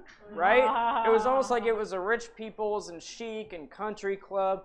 But more than rich people's, it was considered almost a fete to go out and for men to be on a tennis court for a lot of guys. The guys used to make jokes about it. Hey, he plays tennis. Look at the sissy. How come the turnaround? Because anybody who plays tennis knows that you have to be in superb condition to play the game. Well, I think a lot of it's because open tennis in 1968, when we started getting big prize money, people started identifying with a sport such as football or basketball or any of the other big money sports.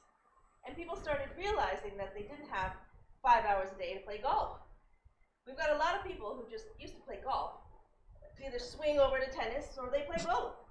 They also have families that really seem to enjoy it, because anybody that's in the family at any age can play. Do people keep asking you that question, though? When are you going to retire and, so forth? I'm just 21. The day I got married, I've had to put up with that question probably every day. Does it start to bother you? They don't ask men that, do they? No, they don't. Now, if a man is in sports and has a limited time where he's going to be on top, and all athletes do, of course. I think that's just part of the double standard. I think it's just habit. I think people just think once a woman gets married that she should settle down and have children and be in the kitchen, such as Tony was saying. Put her in her place. Yeah, but there are more interests in life, I'm sure, for a woman than just being a, quote, housewife. Well, I think some women really enjoy that life, and I think for them it's great. But if you like doing other things, I think, they should have the opportunity. Well, we're going to come back, and then we're going to talk about your upcoming... The biggie. Oh, the biggie, yeah. After we have a word here from the Ceylonese players, then we'll return and talk about that male chauvinist. Chauvinist. Don't butt Mom me. Now you're going to have to stay in here without supper until your father comes home. And when your father comes home, I'm going to tell him what you did, and you'll probably have to stay in all day tomorrow. You'll love the new Big Mickey Designs by Wamsutta, made with Ceylonese Fortrell. In the bathroom, matching accessories. The permanent press percale sheets that stay fresh-looking day after day. With matching bedspreads, comforters, and even a sleeping bag. Thoroughly modern Mickey. All made with easy care Fortrell polyester. Tommy, I'm sorry. Your father said he put the spaghetti in the dryer. Can you forgive me? That's okay, Mom. All right, son, you run along to your room now. Your mom and I want to be here in ours. Hell yeah, bed. The Big Mickey Adult Juvenile Collection, designed by Wamsutta for Ceylonese House, is available at fine stores everywhere, now during white sales. So class. So choice.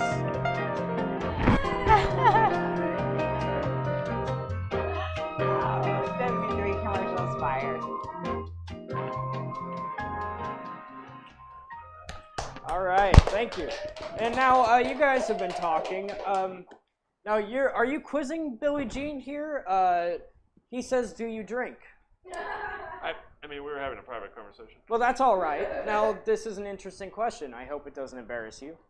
All right. I mean, tell her what I asked. I mean, I said, do you smoke? I mean, and what did you say? I said no. You said, no way. And yet you play in a tournament that's sponsored by one of the Virginia Slims tennis tournament all over the country. No way do I smoke. That's where I get all of my money, to be actually honest. How do you explain that paradox to people? It's the same reason basketball games or other sporting events are sponsored by beer company or anybody else. I don't get the choice to pick the sponsor, but I can say I don't want to play. But when it's proving, say, a living for 80 women, that's pretty tough responsibility to say, I don't know. I mean, I think everybody in the entertainment business, especially television that's based on advertising, make a certain amount of compromises if you're going to work. Sure. I still don't have to smoke. And I don't encourage people to smoke. And Virginia Slims doesn't ask us to encourage people to smoke. Well, that's good. They say, keep it cool. I think that's great.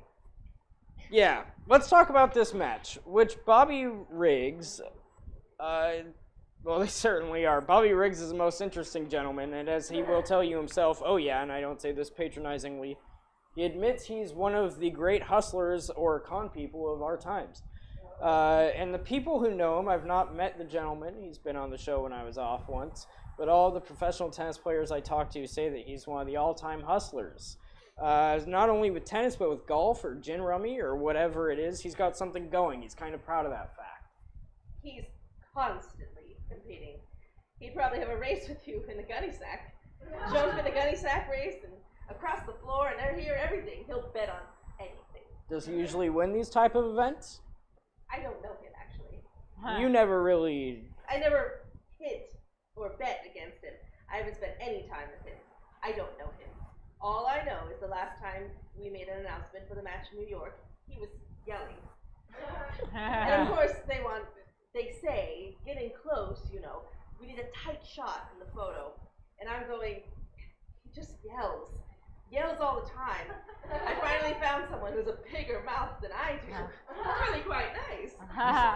Yeah, he said you had a big forehead and a big mouth, I think, overhead. Does he unsettle you at all? No, now a lot of people, as you know, Margaret Court is a fine tennis player, one of the top in the world, no doubt about it, and she did not play her best, obviously, against him when she played, because she does play better than that, right? And people would come up with a lot of explanations. He psyched her, he got her unsettled, he showed up with flowers on Mother's Day, he did almost everything, and it was almost paternal when he beat her at the... I remember he put his arm around her as they walked off the court like poor dear child. Have you talked to Margaret Court since that night? Well, I've talked to Margaret, and I don't want to say too much. It's kind of a sore point to bring up. I saw the films. I was in Japan at the time, and the match was being played. I think she was beaten before the match was played. Yeah. When she hit the first shot, I think it was forehand in the net or out or something. I vaguely remember. I said, oh. I wish she played like this for me when I played her. Well, she has a big game, doesn't she? She really did. I don't think Margaret really realized what she was getting into. Do you? I do. I told her, I said, you're crazy to play him, first of all. Now, wasn't the offer made to you originally to play and you turned him down? Right. And I said... Were you waiting for the big money? I mean, at that time, I think the match was only $5,000. I think Margaret made about 10 or 15 out of it. And now I understand this is a winner-take-all $100,000. That's right. Nice day's work. Well, if you win, it's a nice day's work. Now, what will you do different than Margaret Court did? Because he said before the match, I'm going to give her a lot of little jump shots, as they call them in tennis, or garbage. And I'm going to give her the slow stuff. And I'm going to give her the dink shots. And he did that. And he said beforehand he was going to do that. That's fine. I don't care what he does. I told him that he can do all the hustling he wants off the court. Because I think when you're on the court, that's where it counts. I think anyone knows that talk is cheap. And we both like to talk a lot. But I just think that he psyched her. I enjoy it. I enjoy the pressure. I'm a much different person than Margaret. I'm looking forward to play him. I wish she wouldn't have played him, because I never would have played him. But since she did play him, since that match, well, he's before and since ridiculed women in tennis to such a degree that he's really got my dagger up. Yeah, I think you said that the women should not get as much money as men because they don't play a comparable game, and therefore the money is not justified. We don't argue that we can beat the fellows. In other words, I know in 1939 I would have no choice against Bobby Riggs, but thank goodness he's 55. Don't you feel you're taking unfair advantage? No, I don't, because of what he said. Yeah, he said he could beat any female player in the world today. Great. I have to take I don't wear a hat, so I take my hat off to him, but I just think that he really is ridiculous. We've never argued that we can beat the men. We just say we're just as entertaining, and I still maintain that. But you think you can beat Bobby Riggs? Yeah. No way I'd ever consider playing him, unless I thought I could win. Because there's something besides money called pride, and that means a lot to me. Well, suppose he starts giving you all those little, what do they call them, dink shots or drop shots. Dink shots. Well, that's his game. He's supposed to have the best defensive game in the world. But he did wind up a couple times in that match and deliver 2 aces in a row, just boom, boom, just like that. She didn't even get a racket on. I don't think Margaret lived there, really. I don't know where she was. She couldn't move. She stood in one place on the baseline. Well, then, don't you do that? I mean, you run around. Well, you see, Tony gives great advice. Yeah. Do you practice your running back and forth? He's my new coach. Haven't you seen her play? I don't know anything about sports, but I think in this game you have to run around a lot. She has one of the greatest all-around games. She's got every shot in the tennis game there is. I've got short, little, chubby legs. So I can tell you I've got to move or else I can't get to the ball. She's constantly moving. Do you wear proper shoes? How do you know what proper shoes are? I don't know, but I mean, do you wear something that's quick to move around in? I do. I didn't know you were so deeply involved, Tony. No, it's that I'm interested in feet. How are your feet? Wonderful. Good. You know that Bobby has the best feet in the world. See, he's trying to psych you out already. Well, I'll be wearing my tennis shoes. How can you tell? I have the best tennis shoes and he has the best feet. He wears your shoes? He wore my shoes at the press conference. How come? Because they're blue. He likes the color blue. Don't men have bigger feet than women? I mean, can I wear your shoes? I mean, oh, you have enormous feet. Wow. They're not as big as yours. Let me take this break here. We'll be right back. One of our sponsors while you two compare clothing. So like modern, so modern. You read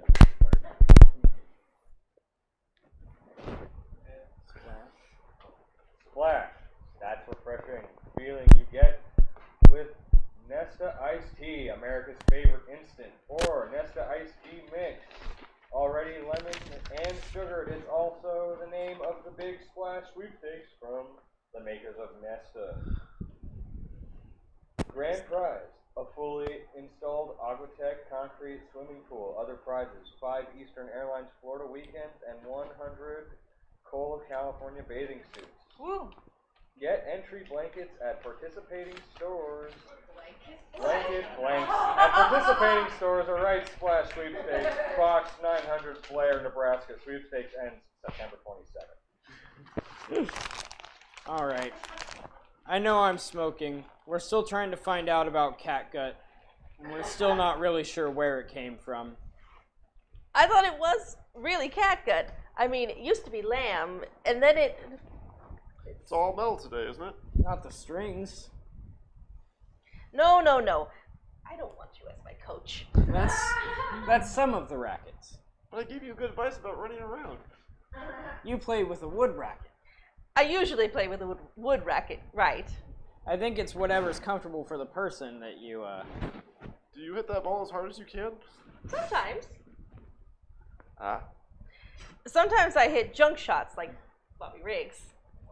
Well, mix them up. What a coach. You'd certainly be... I'd invite Tony down on the sidelines just to give you advice. No, I think I'll let him talk to Bobby. Well, you and Bobby Riggs have never done a show together, a television show together, have you? No. Do you have any desire to do that, or would you prefer not to do it? Not at this moment. Not before the match. Well, maybe after. I don't know. Are you going to play what, 2 sets?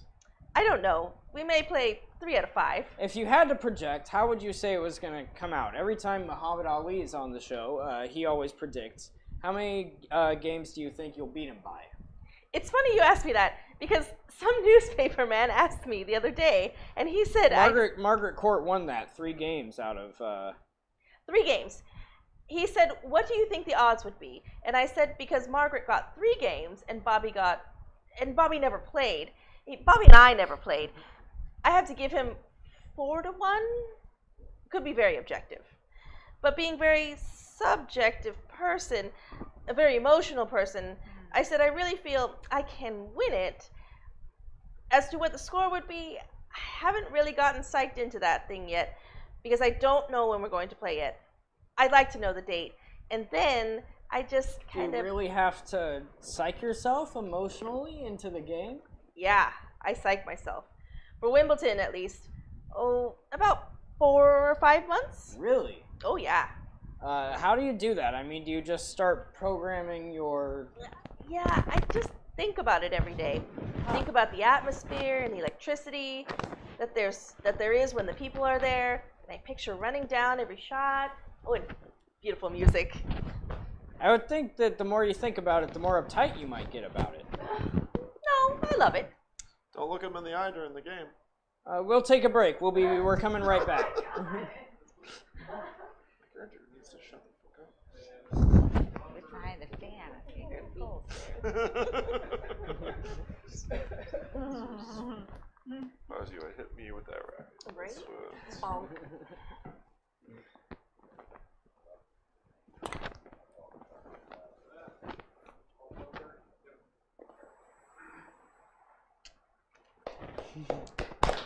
All right. Well, I was just asking Billie Jean when the match might be. The exact date has not been set, but your future possibly the last 2 weeks of September? I hope so. I hope I can play him at Hilton Head, more of my home club. Well, I wish you good luck. Thank you. Everybody in the world is going to be watching that match, and I thank you for being here. I'll be in your corner. Well, Carol Wayne was going to join us tonight, but we ran a little short of time, so she'll be with us later in the week. Aww. Tomorrow night, Ricardo Montalban, Maxine Weldon, the champions of the Eskimo Indian Olympics, and psychic Yuri Geller will be with us tonight. A most interesting gentleman. Thank you. Good night. This program was pre-recorded. That was a fire episode. Damn, nice job.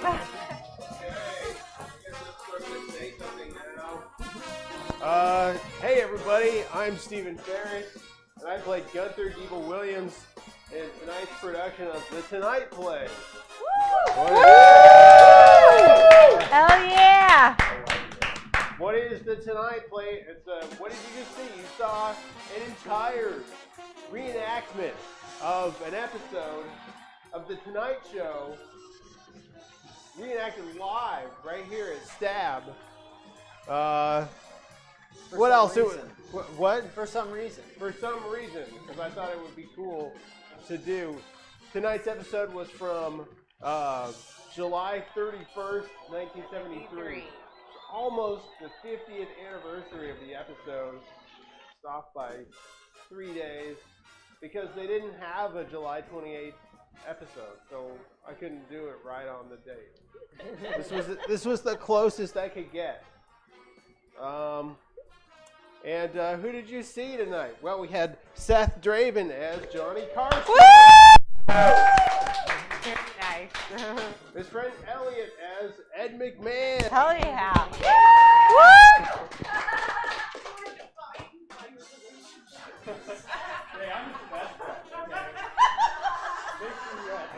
Guitarist in my band, Killer Couture. Look up at Killer Couture Band. And there's more cast members. Subhash Sharma played Doc Severinsen. Did you actually get to say your line?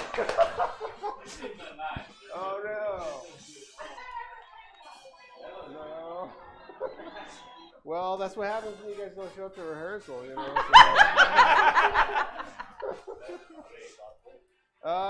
And Stephanie Ross, who ended up playing Doc Severinsen tonight, also played the audience member. Hell yeah! And Dawn Ashworth. And then I played Gunther Gable Williams. Paul Doyle played Tony Randall. T. Hanks, and that's not sure for Tom, played Billie Jean King. And Amy Thompson played Carol Wayne. Darling, darling. And that's our entire cast. Do you want to come up and bow or something? I don't know. I think we should all do it. We might as well. My ass is sweating, so I'll bow. Right? You want to take off that velveteen? I don't know.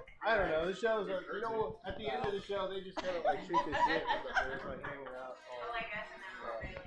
Yeah. Oh, And then we all stand on stage and we hug. Yeah, and we act like we're all good friends. Oh, so good friends. Oh my goodness. We have such We hang out every day. What are you doing later? I wish I had more screen time. I do. I should have got more. You fucked me over years ago. Okay, well, thank you for coming out to see the show and for watching it on the stream. Woo! Thank you. All right. Okay. Oh yeah. Wait a minute. Jesse is hiding behind the curtain here, doing all this hard work playing these commercials. And we can't forget about him. So, all right. Now I think we've covered everything. All right. Thank you, guys. Another Tonight play in the books. Another night here at Stab. All wrapped up.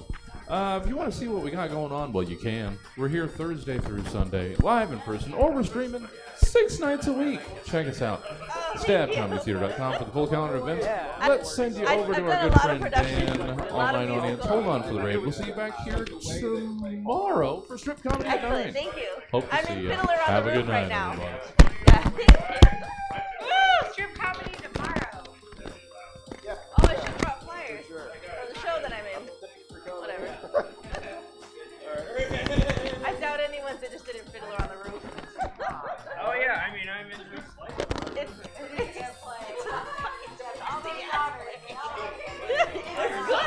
but depressing. He's on the roof. Get down from there. Yeah.